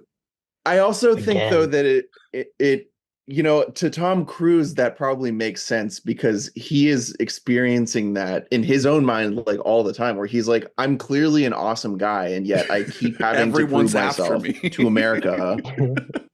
What's the fucking problem? Steven, what do you think of the plot of this movie? Is that something that matters to you in terms of your enjoyment? Understanding? I've probably seen every one of the Mission Impossible movies like at least twice for each entry. And I do think that this is like one of the easier ones to follow. And I also think it's probably one of the more like actually not overarching like concept bad guy, like this is a little bit more grounded, landed, something that you can actually like wrap your head around. But it can come off as kind of like confusing, and how are we here and what importance are we like trying to achieve here when they show up at like the original locations instead of now. I find that they're more like, oh, we're going here, and then it cuts to London calling and Tom Cruise breaking his ankle in London or something. I feel like it's not perfect, but it doesn't bite off more than it can chew. It's like it keeps it pretty tight. I think it's almost like you just have to readjust the way you watch these movies, because when people start going with like exposition, you got to lock in, or else you're going to be a little lost. Yeah. It's also very much like the movie itself, I feel like, isn't one of those movies that is like, how do we make a movie after we film these set pieces, right? It is like a contained script, and they knew what they were going for within this movie, that like the set pieces are linked in a way that they didn't have to almost like force their way into them. And I think that that's like super important, and also allowed like De Palma to do his goddamn thing on it when he wanted to do his goddamn thing. He knew where those tense scenes are going to come from. He knew where to throw the Dutch angles. He knew where to, execute his craft. And, I think the heist scene is one of the like better heist scenes. And a lot of people like tend to judge directors on like oneers or, whatever they do. But I think like, Christopher Nolan's probably sitting in his chair somewhere watching this on an iPhone, that being like, I said it first. But it's like, if you could do a proper heist scene, that's like the way of like flashing your cock as a director, or post whatever you got. But it's very well done. It's very well done, and it's something that like not a lot of people can do. And this is like got to be one of the, rewatching it, I was like, this is like by far one of the best heist scenes in a movie ever. And that's why I think it's such the core piece of I totally agree. I totally agree. Yeah, I think that if you mentioned this at the beginning, but it's like it is one of those like classic all-time moments, and if you just pick that out of the movie and isolate it, it is kind of this perfect thing that you can watch without knowing anything else. It's just like a perfectly constructed sequence without like knowing English. Yeah, it's mostly visual. Yeah. That's the thing. It's like it is almost ballet in that way, that it is like an almost completely silent scene. It is able to like both do the Soderbergh thing of setting up the stakes and letting you know that this is there's a voice test and a retina test to get inside, and then the vault is like sound, temperature, and pressure controlled. So it's setting the stakes. It's telling you exactly like everything going into it that you need to know. Toast, that whole sequence and everything. But then just the way that it is, the filmmaking behind it, that it is almost completely silent for like what, 15 minutes ish or so, maybe not exactly that long, but it is just almost completely silent. We got Tom Cruise in jazz shoes. My boy is out here. He's a trapeze, just pirouetting. Just fully on doing a trapeze act to get down and do his whole thing. It is so goddamn good. Like everything from sneaking in the fire department whole shtick to fake the fire to get in, to Jean Reno like looking like he is going to have a fucking aneurysm fully in the vault. My guy has never been so red and pulsating his entire life. Yeah, I wonder how he got there.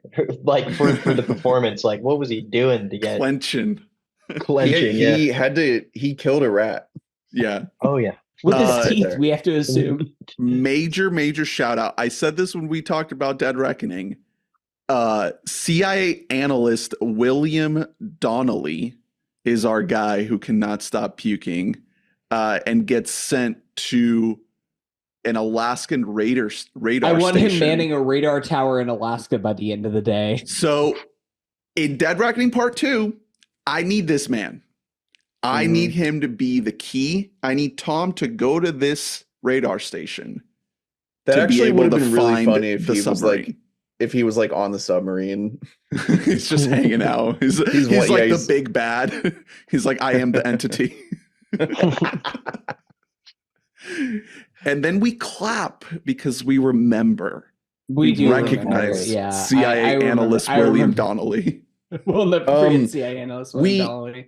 We haven't talked, I don't think, about Danny Elfman yet. He does a great job. Oh, the score. I mean, obviously the music already existed from the TV show, but there's a lot of new stuff that he's building off of that theme. And it just like, it's a godsend that they were pulling from that show, because a lot of scores around this time period are so dated, like not in like a classical way, and like there was like 3 years in which people used that snare drum for some reason, and it sounds like shit. You know what I mean? So yeah, thank God, because it could have been a whole lot of tough choices there. Also, could have been cool though. Could have had some Matrix drum and bass. But it really lends toward the way De Palma shoots it though too. Like you know what I mean? For all like the hokey tech stuff, like the score makes it feel more classic. Don't worry, the Matrix influence will come with a little movie called Mission Impossible 2.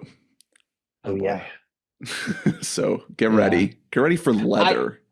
I do one other thing on the Langley heist is I do, again, just love the little touches of like my boy Jean Reno just like wants to kill somebody so bad. He's just actively like, can I please kill this guy? And they're like, 0 body count. And then of course the touch of like, just missed, and then the knife falling through the air and stabbing right as our boy opens up the door. So good. Which is, it's one of those things like where it doesn't set off the alarm, yes, but also it's very obvious that somebody snuck in there and got the shit. Like immediately our guy just sees that like file downloaded and there's a knife stabbing right next to the keyboard. You know how our computers always say like file downloaded. File downloaded. Yeah. Across the entire screen. Listen, we skipped right past earlier on the internet searching and Tom Cruise going, I have to find a person named Max. Let's go to max.com. Dude. And then just searching Max at every biblical email address and just sending something. Oh, that's rough. It's so good. I miss the old internet where this is just what you did. That's one of the few things I can't put past this movie, but there's no way around it because people were not familiar with the basic outline of how to use a computer and the internet. Yeah, the technology in like the earlier movies, you could definitely, it's not laughable, but it's like all shit laughable. We have now. And like the stuff they do now in the more recent movies is like, it's a little like laughable. 3D printing masks and all this stuff, like at least it's a little bit more based in reality what they're trying to do in the earlier movies. Whether it's like, you know, kicking a clip of a gun into the air and catching it in Mission Impossible 2, or like just like using a digital camera in Mission Impossible 2. It was like a big deal because like they're taking like film photos in this movie. It's like it probably looks so cool in 1996 seeing all of that shit, but it is totally laughable now. People didn't have like you couldn't pull up. Most people couldn't pull up the internet like that. It just wasn't a thing. You just know that URLs owned with .com. So you're like, I'm looking for someone named Max. Let me go to max.com. And that will give me what I'm looking for. Well, that's how I'm watching House of the Dragon tonight. Yeah. Max.com, baby. Exactly. Yeah. That's how listeners can watch Love is Blind. You got to watch it. Or is that Netflix? Yeah, sure. I don't know. Netflix. Sorry. Netflix. I don't think it's not TV. It's HBO. I'm not Brat. It's not TV. It's HBO. Steven, do you have a favorite piece of tech? Like not even just in this movie, but like across the Mission Impossible movies? Because these movies are like, that's another hallmark is like you're gonna get some tech that doesn't exist in this world, whether it's mask making stuff, whether it's like certain kind of suction cups that like you have to put the right amount of pressure on in order to climb a building. Do you have a favorite piece of tech? The suction cups definitely go a long way with me. I think that that's probably one of my favorite other sequences out of this whole franchise is like the Burj Khalifa It's sequence, so good. just because it's so, I mean, it's even in the like Langley heist, but the tension comes from things not working or going as planned. And when he's, so far up in the, on the side of a building and that goes wrong, it's like, you can feel the tension, but I honestly think my favorite piece of tech is his Oakleys from Mission Impossible too. Those are Yeah. some Limp essential Bizkit, piece. baby. Oh, dude, that and Let's some fucking Metallica. go. I'm there. I'm there. I love the Burj Khalifa sequence. That is definitely one of the standouts. I just had a thought that if I owned an IMAX theater, I would have rep screenings of just IMAX sequences. Like you could show up and pay basically the same amount of money you'd pay for one movie, but you just sit through like a highlight reel of incredible. Here's set the pieces. Oppenheimer. Here's it blowing up. Here's this sequence in this movie. Yeah. Here's it the would Dark be Knight heist. Yeah, exactly. The Dark Knight Rises opening with the plane. Avatar. The full runtime of Avatar at the end. Just sped up on two times speed. It's like, look under your seats. There's 3D glasses. You're like, what? I think my favorite piece of tech in any of these movies, and it's like a smaller sequence, but it's earlier on in Ghost Protocol where it's when they're breaking into the Kremlin and they have the projector screen that they have to move down, and then the little laser thing that's watching the person's eyes. And displaying it. So, and again, it's something where the tech is not working perfectly well. And our boy Simon Pegg is fucking up like he is not ready to be on the job. But it's great. That's another instance of what I was saying earlier of them basically having to do these little plays, right? They're the little stagecraft that is, a kind of sci-fi-y tech set piece, but it's also them kind of putting on a performance, right? And doing a little bit of set dressing. So that's part of the charm of these things. We gotta shout out the train at the end. So before we get to the categories, let's focus on this like climactic ending sequence, because this is something that every time I watch this movie, I always have in the back of my head, like, the ending's not great. And this time around, I really enjoyed it. Like, obviously there's a lot of shots that, don't look as good as some of the new stuff in the new movies, but it really worked for me. I was just on the right wavelength this time. And I feel like whenever Fallout was coming out and I did a big deep dive into the series, this sequence kind of stuck out to me as something that like didn't work, or just felt really corny and cheesy. And that was not the case this time. I was vibing with it. There was a charm to it. There was an intensity to it.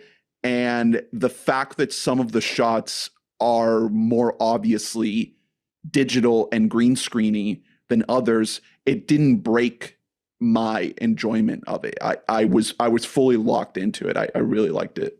I just think that we connect so quickly to those kind of more ridiculous looking shots that the sequence itself kind of gets pushed to the side.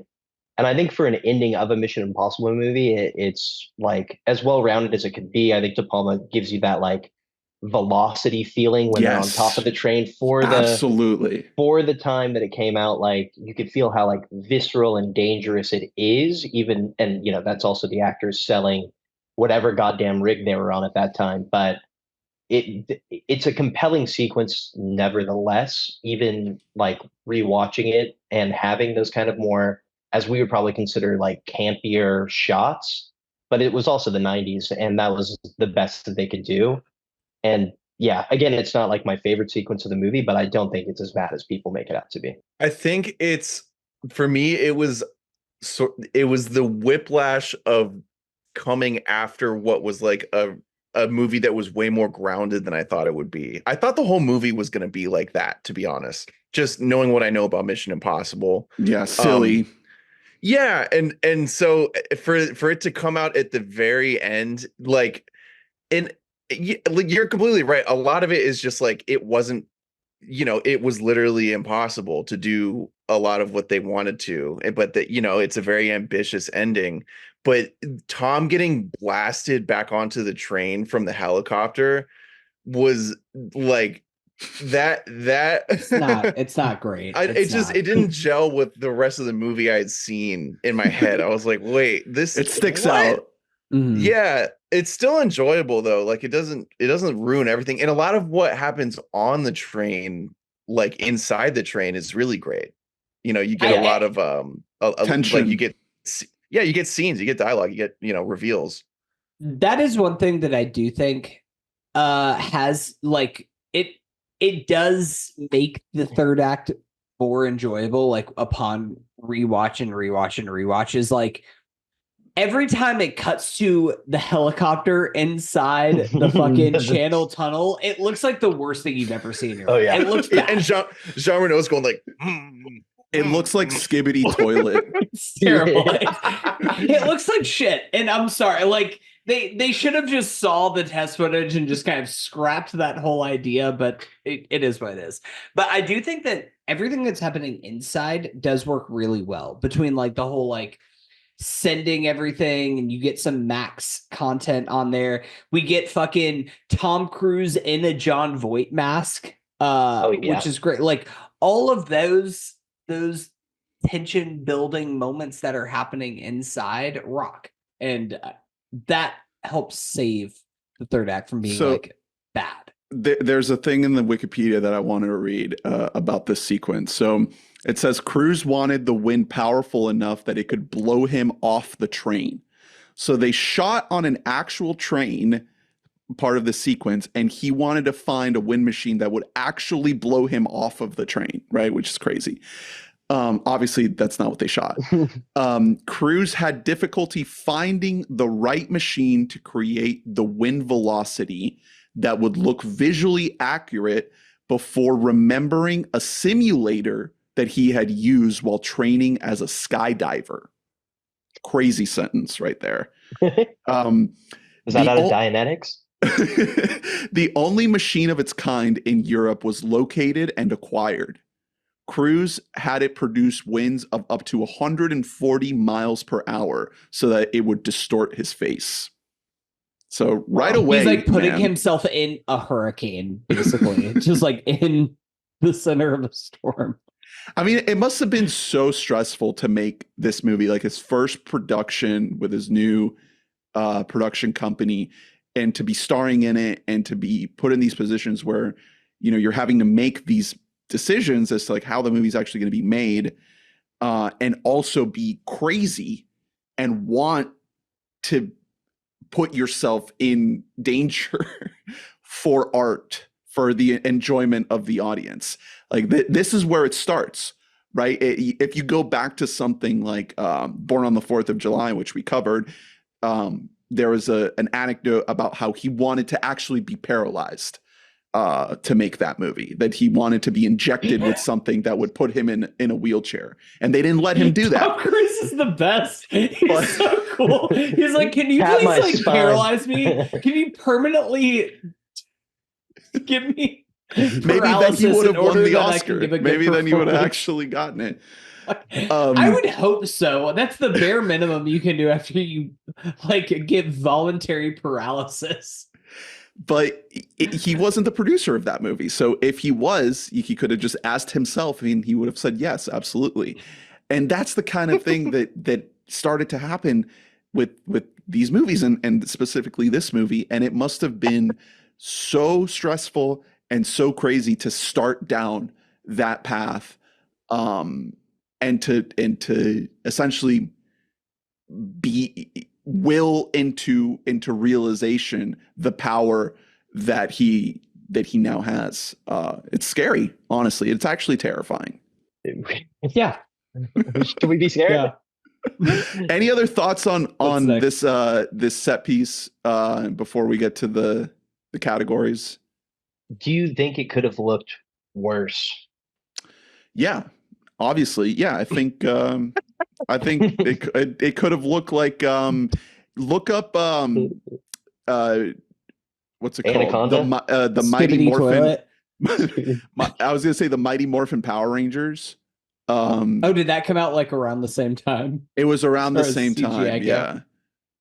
It was 95, so it was the year before this. But if you look up the sequence where all of their like vehicles combine together into a giant robot thing. Steven, did you ask that question because you don't think it could have looked worse, or what was the question? Oh, I just think they, yeah. It doesn't I look think great. it's 1996, it's like call up ILM, call up somebody, but like let's get it cooking, it's like this is the finale of a major motion picture starring Tom Cruise. It's tough, man. I really think that like even though I don't hate the third act, it is the thing that prevents it from being like a masterpiece in the same way. Watching the movie, some of the franchise hits through the first two acts, after the big middle set piece, I'm thinking like this is like unbeatable. This is an insane movie. And it still is after the fact, but that does sort of change things a little. What I'm thinking now is that this is like to the RV point in like cinema though, where a lot of these old school directors like De Palma hadn't experimented with visual effects like this before, right? And this is probably his first real go with anything involving this style of production, where like Spielberg had been working with that kind of stuff, and like I think even Scorsese has had issues. You can even go to Gangs of New York and that movie looks like dog water sometimes, but like there's great moments in it, and I think that De Palma was like, maybe this is where I'm not going to go in the future of my filmmaking as well, where some people gravitated towards it because I mean the technology was so new as it was. Yeah, he did end up doing. Zemeckis ate that shit up like catnip. He was like, I can do anything I want, dude. I can make a movie where the camera never moves. Hey man, snorting pixels. Here, I'm here for here. Okay. Yeah, no, it's not the best, but like it's also there is like something charming to it, and maybe that's like seeing this movie after seeing it so many times that exactly it's charming that it's like one tiny little sequence of the movie where you have to really focus on how bad this looks, but for the most part everything leading up to that is so good that it's forgivable. Last question for me. Where do you think that because of that final sequence, just to like put my cap on it, do you think it prevents it from being a top 3 Mission Impossible movie?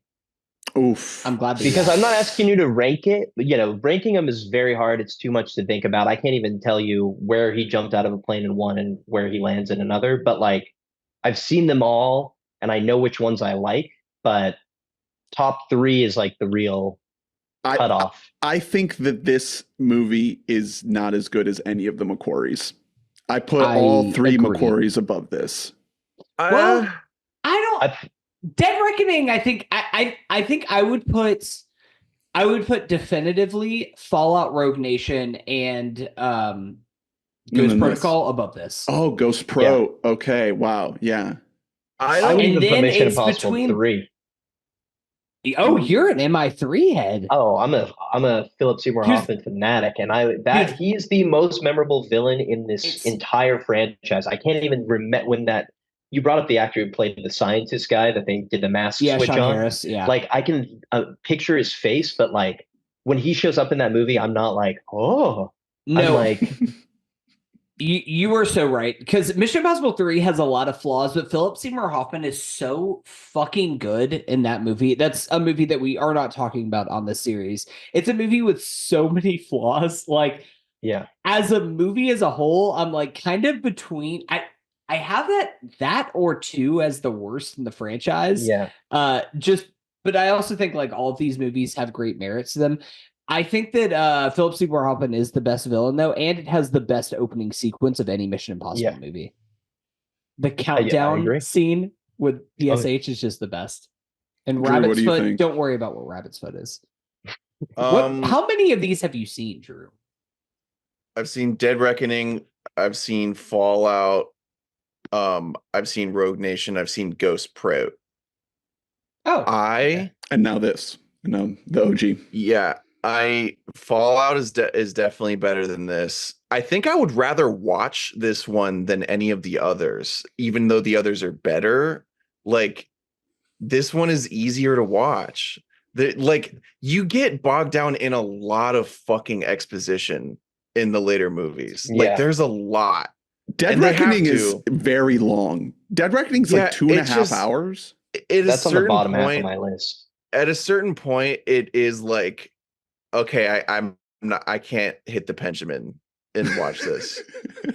You know, it's you like have to hit the Benjamin again halfway through. So You got to put on some Family Guy clips on your phone. you have to play. Yeah, I'm trying to play Temple Subway Run. Surfer on your other on your other device. No, I do think Fallout's number 1.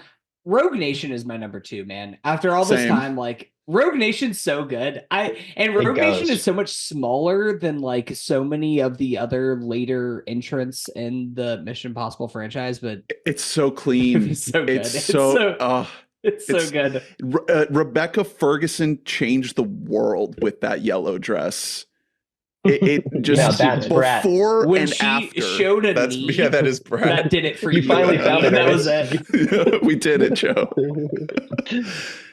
I mean, honestly, I am tempted to put this movie higher, but 4 feels right to me just because the McHugh ones, there's just this extra little layer of crunchiness to them. I don't know. It's hard to describe. It's like Mission Impossible feels like it leveled up with Christopher McQuarrie to me. For sure. It really I love all of them for different reasons, but the McHugh ones are special.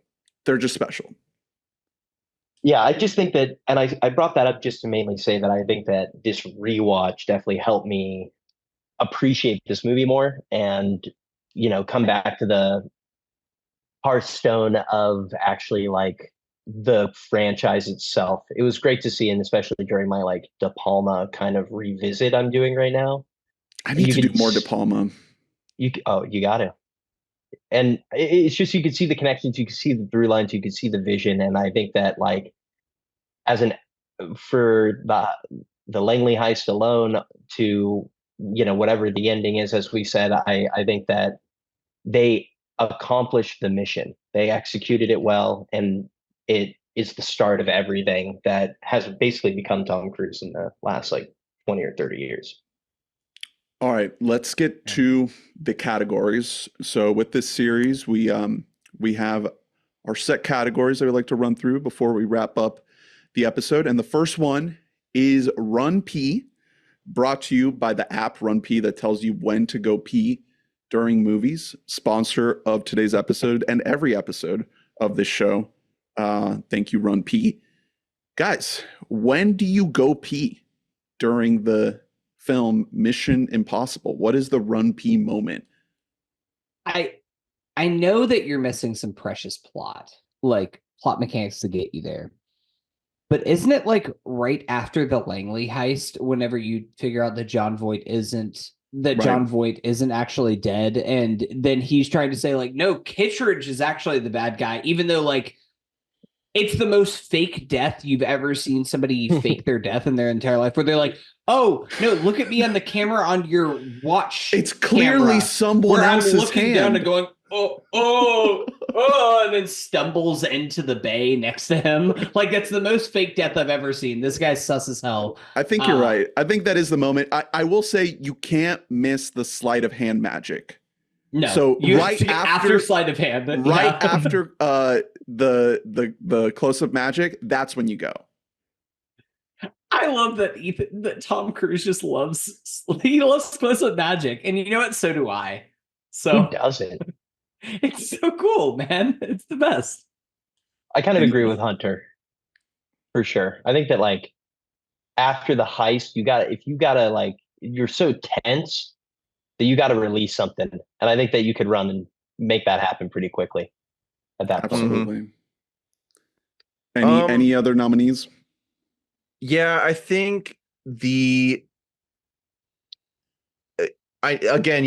are missing a little bit of mechanics and like important info, but when Claire comes back to the safe house and they're doing that weird thing where they're like basically fucking on the bed. It's not the best look for Tom Cruise. It's just such like I get, sequence. we're hearkening back to like classic, like James Bondian femme fatale stuff with that, but it feels so forced when she was literally, I know she's trying to seduce him, but it's like so obvious to us because it's like your husband just died Right. like 10 seconds ago. And you're trying to get it on with Tommy boy. Yeah, so I think I would do that. I did notice all the scenes with the two of them, their eye lines were level. And then there was one shot specifically with Jean Reno. I think it is during the sleight of hand bit where Tom is not on his platforms. Jean Reno is like a full foot taller. How Tom tall is is Jean looking Reno? up, way up at Jean Reno. Jean Hold on, I'm Reno looking strikes up me as like a Jean Reno height right 5'11" now. Frenchman. You know what I mean? No, guys, Jean Reno is 6'2". Oh, So that fuck. that tracks. That's like He's 8 large. inches taller than Tom. Yeah, Damn, they ran Jean out of Reno apple is boxes. he's built. Holy He's a shit. Jean Reno professional. is like if you drew a racist caricature of a Frenchman. Yeah. You watch Jean crazy. Reno and you're like, fuck the Paris Olympics. That's Yeah. God, they're so woke. Okay. Okay. So that segment, of course, and I hate to do this one, but this segment, of course, was brought to you by RunPee. Don't miss a second of Ethan Hunt just because you've got a leaking cunt. And I didn't want to say that one, Oh my but God.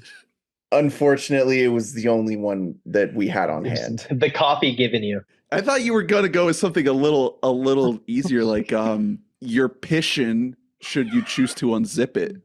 Oh, there you go. That's not. You're that pissing. You're That's pissing. honestly pretty good. I don't know. I thought of Ethan Hunt leaking cunt, and I just kind of stopped. My brain just kind of stopped on that one. You know that's not like where you urinate from, right? That's not. Are you telling me that there's a specific area that the word cunt is referring to? It's an area. RunPee. Thank you for sponsoring Thanks us. sponsoring the pod.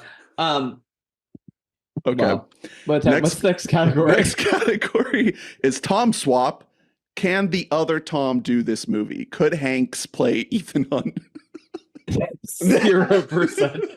This is the worst one that we will ever get.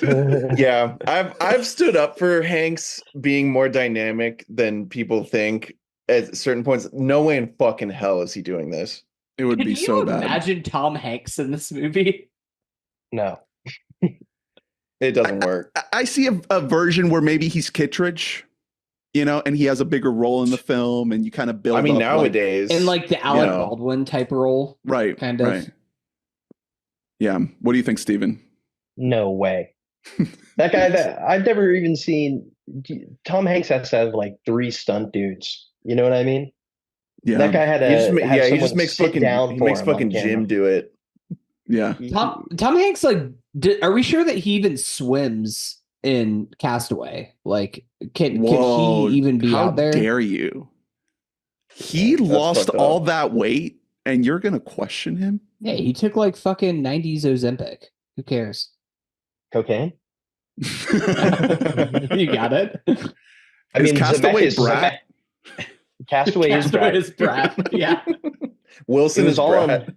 It was all Wilson is Brad. Wilson is a coconut, basically. He used to be a coconut Yeah, before he was a he- ball. Well, until he realized that he is in the context of all that came before it. Wilson just Mhm. fell out of a coconut tree. We know this. Okay. Next category. This is kind of a pair. We like to pair these together. Favorite scene and most iconic moment. I feel like iconic moment it's easy. It's the heist. It's Langley. It's Langley. I don't And think guess that- what, brother? Favorite scene? It's the heist. Yeah, I think this is a case where like you can't really. The whole scene's incredible. It's Yeah. fucking awesome. It's so fun. You cannot look away for like 10 minutes. It's incredible.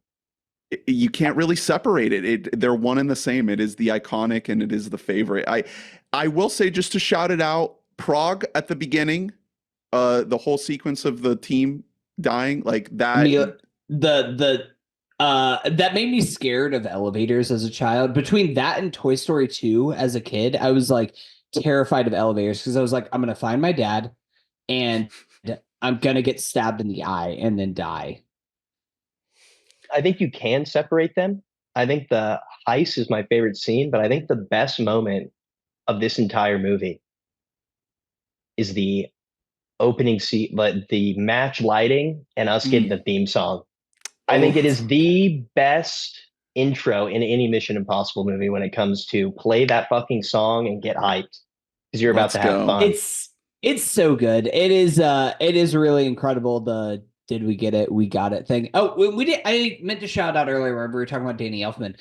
Do you know who actually recorded the re-recording of that song? Because it wasn't our boy Danny Elfman. It was actually two of our boys from fucking U2, Larry Oh. Mullen and Adam Clayton. Wow. Who Nice. recorded that cover version of the MI theme. So good job.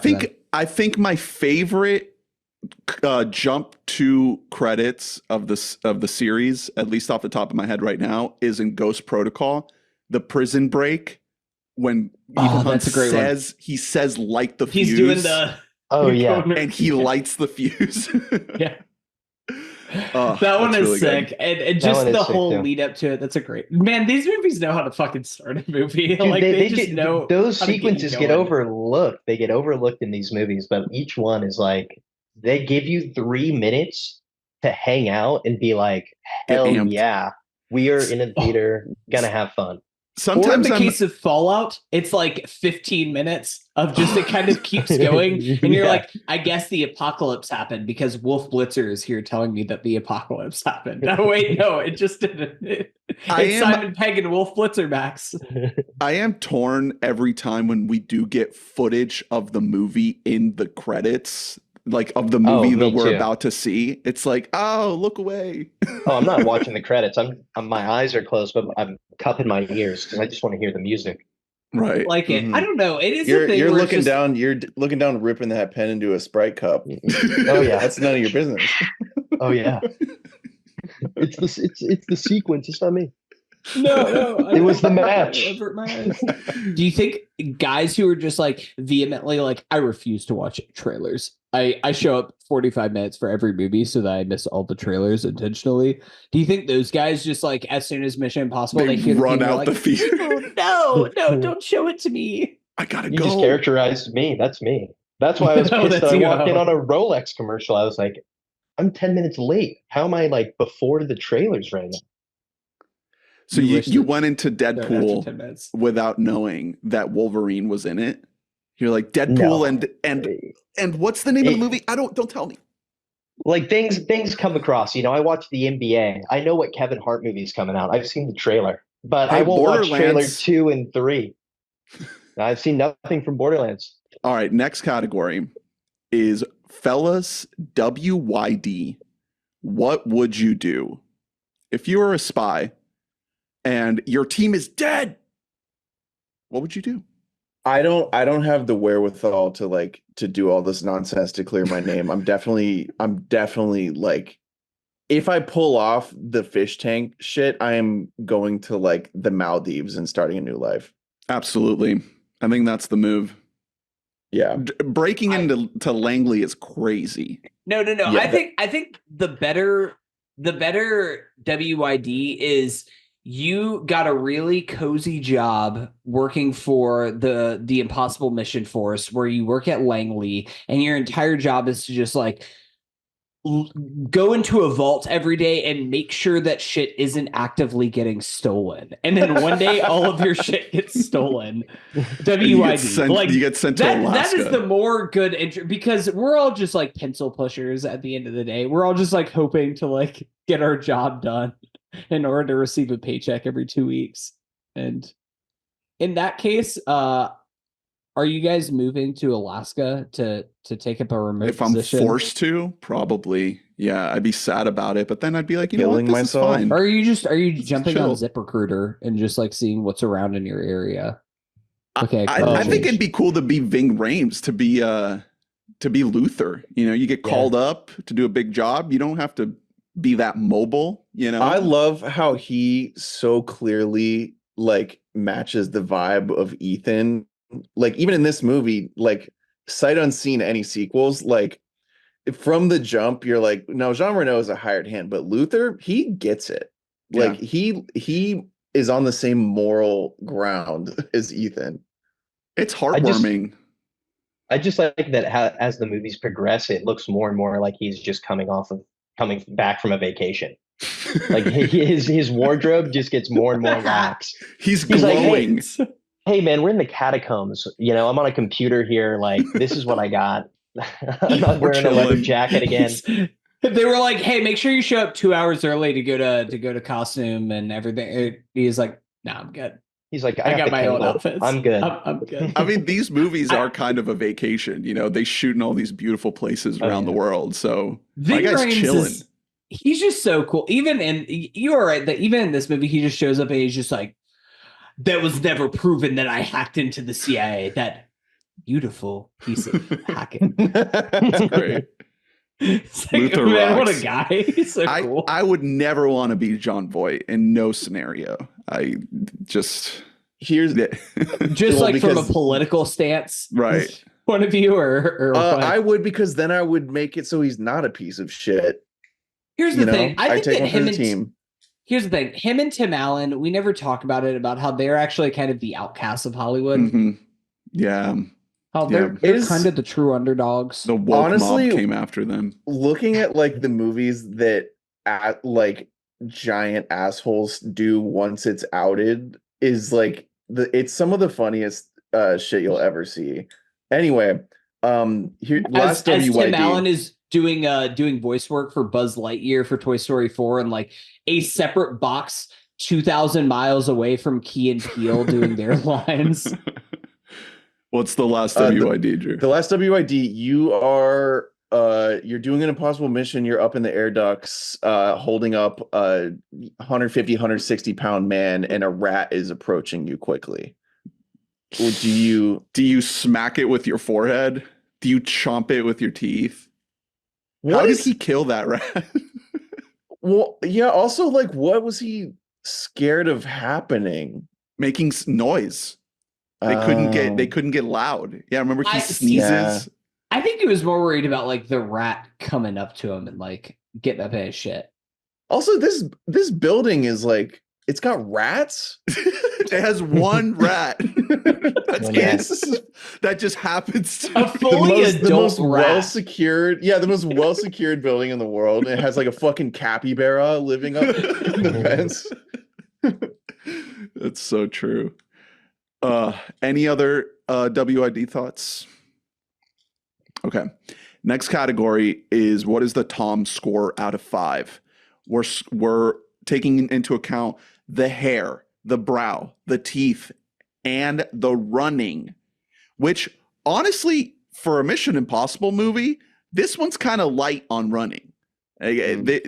Tom isn't sprinting around a lot. Yeah, in this movie. It's not. It's also though having a mission. Literally, that's a big part of the Tomminess of a Tom role, and this beats them all. Like, It's this a is the five. most.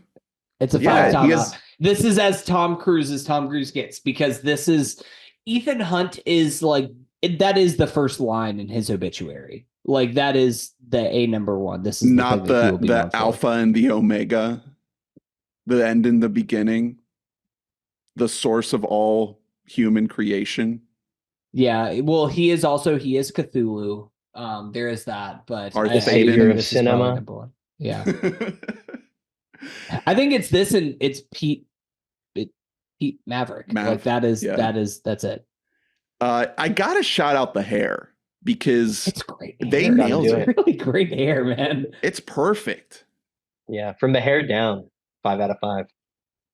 The hair is a very key part of Ethan Hunt because in every single movie it's slightly different, and whatever hair Ethan has tells you a lot about where he's at in this particular It mission. is funny that Tom Cruise has the same career as LeBron James hairline, where like his hairline is more full and voluptuous in the 7th entry than it is in the 1st entry. But like we just won't really talk about that. About his trips to Turkey. I for believe that haircuts. is by sheer power of will.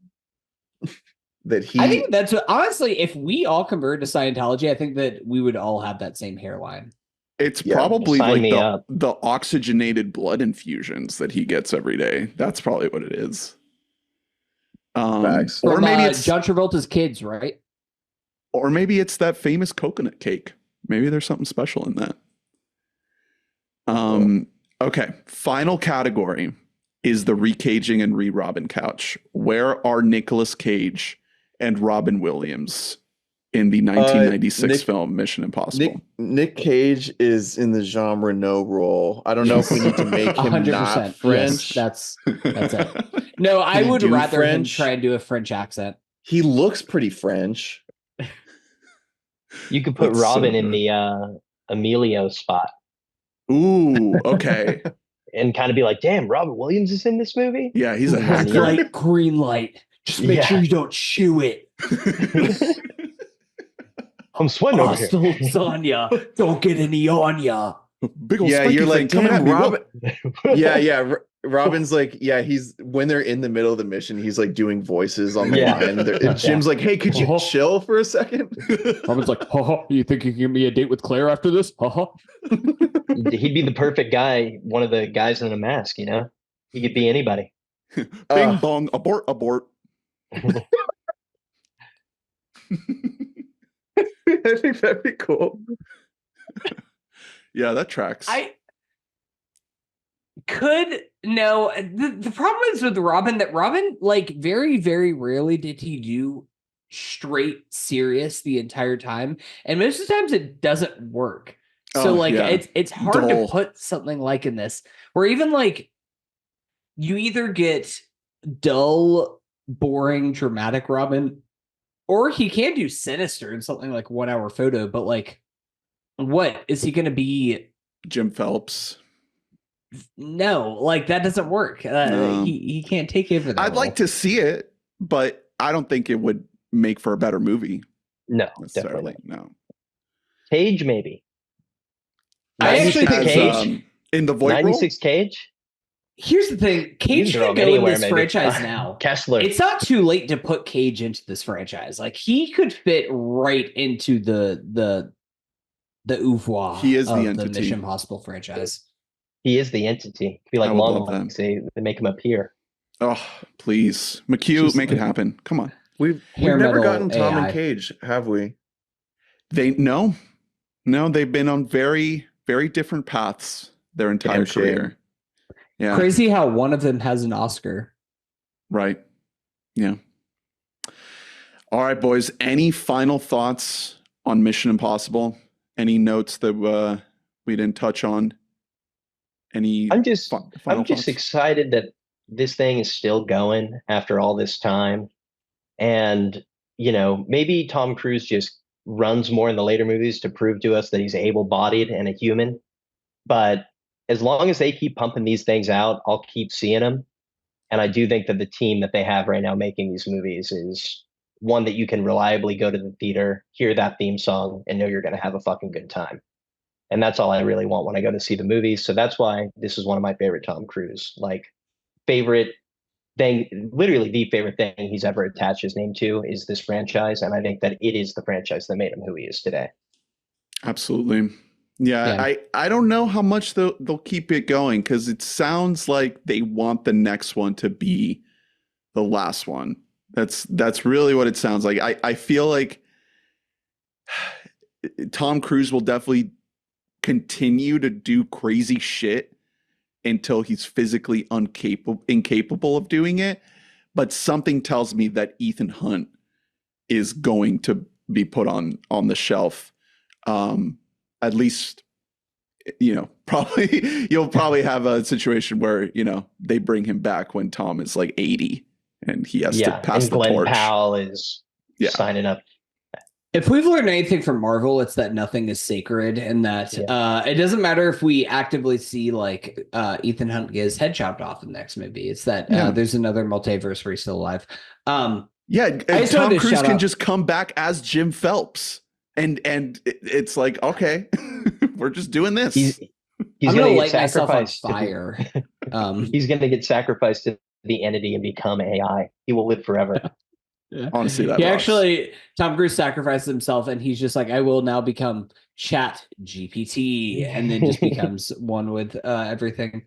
No, I love this franchise. One moment that I wanted to shout, that's a little tiny thing, and I don't think I noticed it for like the first 50 times that I watched this movie, but only watching it as an adult, is when Tom Cruise he escapes the aquarium and then comes back, and he gets back to the safe house, and he unscrews the light and cracks it in his fucking suit, and then lays it down the shattered glass in the hallway so that he can hear, even if he is like passed out after searching max.com for hours, that he can hear if somebody is walking down the hall. It's just such an incredible, that's almost feels like a Robert Townsend touch of just like a guy who knows how to write a screenplay and like knows how to cue a character in that the next series of events needs to happen. So I love that. Love this movie, man. I love this franchise. I'm really excited to see where it goes from here and what happens with like a Mission Impossible franchise post Ethan Hunt, because is that even something that's sustainable? Maybe we should let it die. I don't know. We'll see, but they probably should. I mean, we'll see what happens with it'll die for like the next 10 one. years, and then I'll come back again. Also, can't wait to see Mission Impossible 2. Stay tuned for that episode coming soon. But until then, it might not be as overly positive as this one. Right. I had to make a guess. Honestly, this is in the top shelf of stuff we've covered on the series. I really, really enjoyed this one. It probably makes it into the top 5, honestly. Maybe number 5. Great movie. We've watched some 6. good shit, man. We've watched a lot of really good shit this series. Are you guys doing Tropic Thunder? No, that one's gonna have to be like a coda post series. Yeah. It comes out so late after like when the series is, and he's also end. like barely in that movie. Yeah, we're focusing mainly on the lead stuff. Yeah, I just rewatch that like once every 3 months for some reason. I don't know why. Hey, they should have brought back Robert Downey Jr. as Kang. From Tropic Thunder. That's just that wasn't that. What the would right have been thing? a more inspired choice, really? I mean, Dr. I'm just Kang playing the Kang disguised as another Kang. Exactly. Come on. He just won an Oscar. It'd be perfect. He could get away with it again. All right, Steven, thank you so much for coming on. Really, really love having you on. Please let the people know what you got going on, where they can find you. Any final thoughts, parting words? Any New York-based procedurals that people should be checking out in the near future? I wish I could say I cared if you watched or not, but if you're not 50 plus, you're not watching the TV show I work on. But I'm loving living in Brooklyn. I love talking to you guys. It's always great to come on and, chat movies, good or bad. Last time RV, this time Mission Impossible. So we cover the whole spectrum, and we turned it around. We turned it around. We popped it in reverse. And I'm excited to get to do the next one with y'all. And please don't get me canceled on TikTok. That would be ideal. Hey, during the duration of this recording, we have had more messages come in to the review of Deadpool on TikTok. Have we gotten a death threat yet? I'm hoping so for close. it. I am God, hoping we're for so it. close to a death threats. Here's some of the recent stuff we've gotten. Bro, this movie is awesome. You people are nuts. You are both canceled. It's nice that y'all found each other. Canceled for disagreeing with your opinion. No, the funniest ones are the people who are just like, you fucking virgin cucks. Yeah. You have no idea what real cinema is. Read more comic books. It's like my guys who can't see the irony in their comments are great. I just love that Go masturbate to Citizen Kane. I just love that I posted the video like yesterday and it already has 8,000 views. Oh, wow. And like over 100 97 likes and 83 comments of everyone just shitting on us. This is the way to do it. That is the way to do it. Yeah. It's great. We're breaking through the algorithm. Can't wait to see what happens. Glad my next. episode's coming after this. I am considering posting a follow-up video where I'm just crying and apologizing and talking about how like I had no idea that I had hurt so many people. Yeah, post a notes app apology. Post a photo of you with a gun in your mouth. You're like, here's the thing. I didn't actually realize that this movie's actually great. And you know what? I'm sorry. I was dumb before. It's really good. I was being silly. Oh, I was being I was being a goofy little guy. Say you were making fun of movie critics the same way that Deadpool makes fun of. It's crazy how you guys didn't even get it. And you didn't even get what I was doing. I was being a jokey you probably guy. just don't understand it. It's actually it's pretty complex. It's called satire, kids. That way. Yeah, you just don't get it. All right, well, that's the kind of stuff you can expect if you follow us over on our TikTok. And go. If you like what we do here and you appreciate the show, go leave a comment on the YouTube. It helps us, whether it's positive or negative. It helps to leave a comment. So thank you all.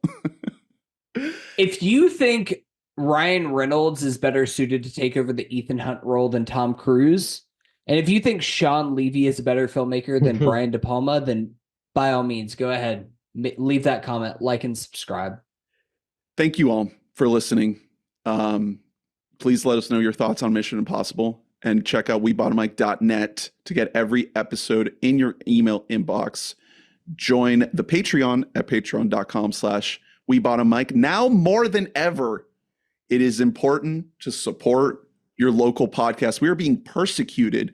We are being attacked for not subscribing to the draconian rule of Ryan Reynolds. So give us your money if you want us to survive this hellscape that we are in. It's a bleak world out there. So thank you, patrons, for allowing us to do this. If we lose RunPee because of this, I'm going to be on the fucking streets in a month. We're gonna have to lean directly into pumping out some slop content. We're gonna have to become grifters. I'm looking at my Tim Pool costume right now off camera. I'm gonna have to do it. I'm gonna have to go full anti-Kamala. I can't wait for your guys' Acolyte review. I'm sure it's gonna be it's only gonna be overtly positive. That one specifically, if the Venn diagram here for that one, if you're negative, you actually get applauded for it. Well, and that's also a thing. Yeah, because one of the top comments is like, I bet these guys loved She-Hulk. which is like guy who thinks that Marvel is the only thing. Marvel is the only content. We keep it pushing. God, we keep it's it pushing. great. All right. Stay Go tuned with for her. next week as we move Her back being to She-Hulk. Hanks with a little movie called That Thing You Do. Let's One of the go. most probably low-key and underseen movies in the entire series, but a very important one because Mr. Hanks wrote and directed it. So it's going to be very, very interesting to see that one. So stick around until then. As I mentioned before, we'll probably check in with some other new releases such as Trap. Are you excited for Trap, Steven? What if Concert was Trap? Listen, I'll check it out. Who's starring in that again? Josh Hartnett. Josh Hart. Yeah, Hartnett. yeah. Damn it. I I wish will he was never get the Dumel. Joshes right. Give it 5 more years. Dumel's coming back. We'll get all the Joshes back. But yeah, I'm into it. I've seen the trailer. Kind of gives me Ariana Grande vibes. I don't know. Yeah, like Taylor Swift That or something whole- like that. No, the bombing at the Grande concert. Oh, Terrible. Oh, in a fuck. much darker way is what the Like way I that feel you're like taking I this. feel like they saw that. Sometimes I'm like, how do people think of this? And I'm like, they probably saw that and was like, that could be fucked up. yikes. That's intense. Wow. Yeah. I All think right, we'll I see think M. it's Night. actually because M. Night was at a concert with his kid and he Mhm. was like, what if everyone knew that I am a murderer? I should write a movie about that. I was like, I'm gonna make The Watchers. It's just like everyone at a Philadelphia-based concert. All right, man. Thank you again for coming on. We'll see you Thanks, next boys. time. Have a Brad summer. Bye-bye, everybody. Bye-bye. Bye. Bye.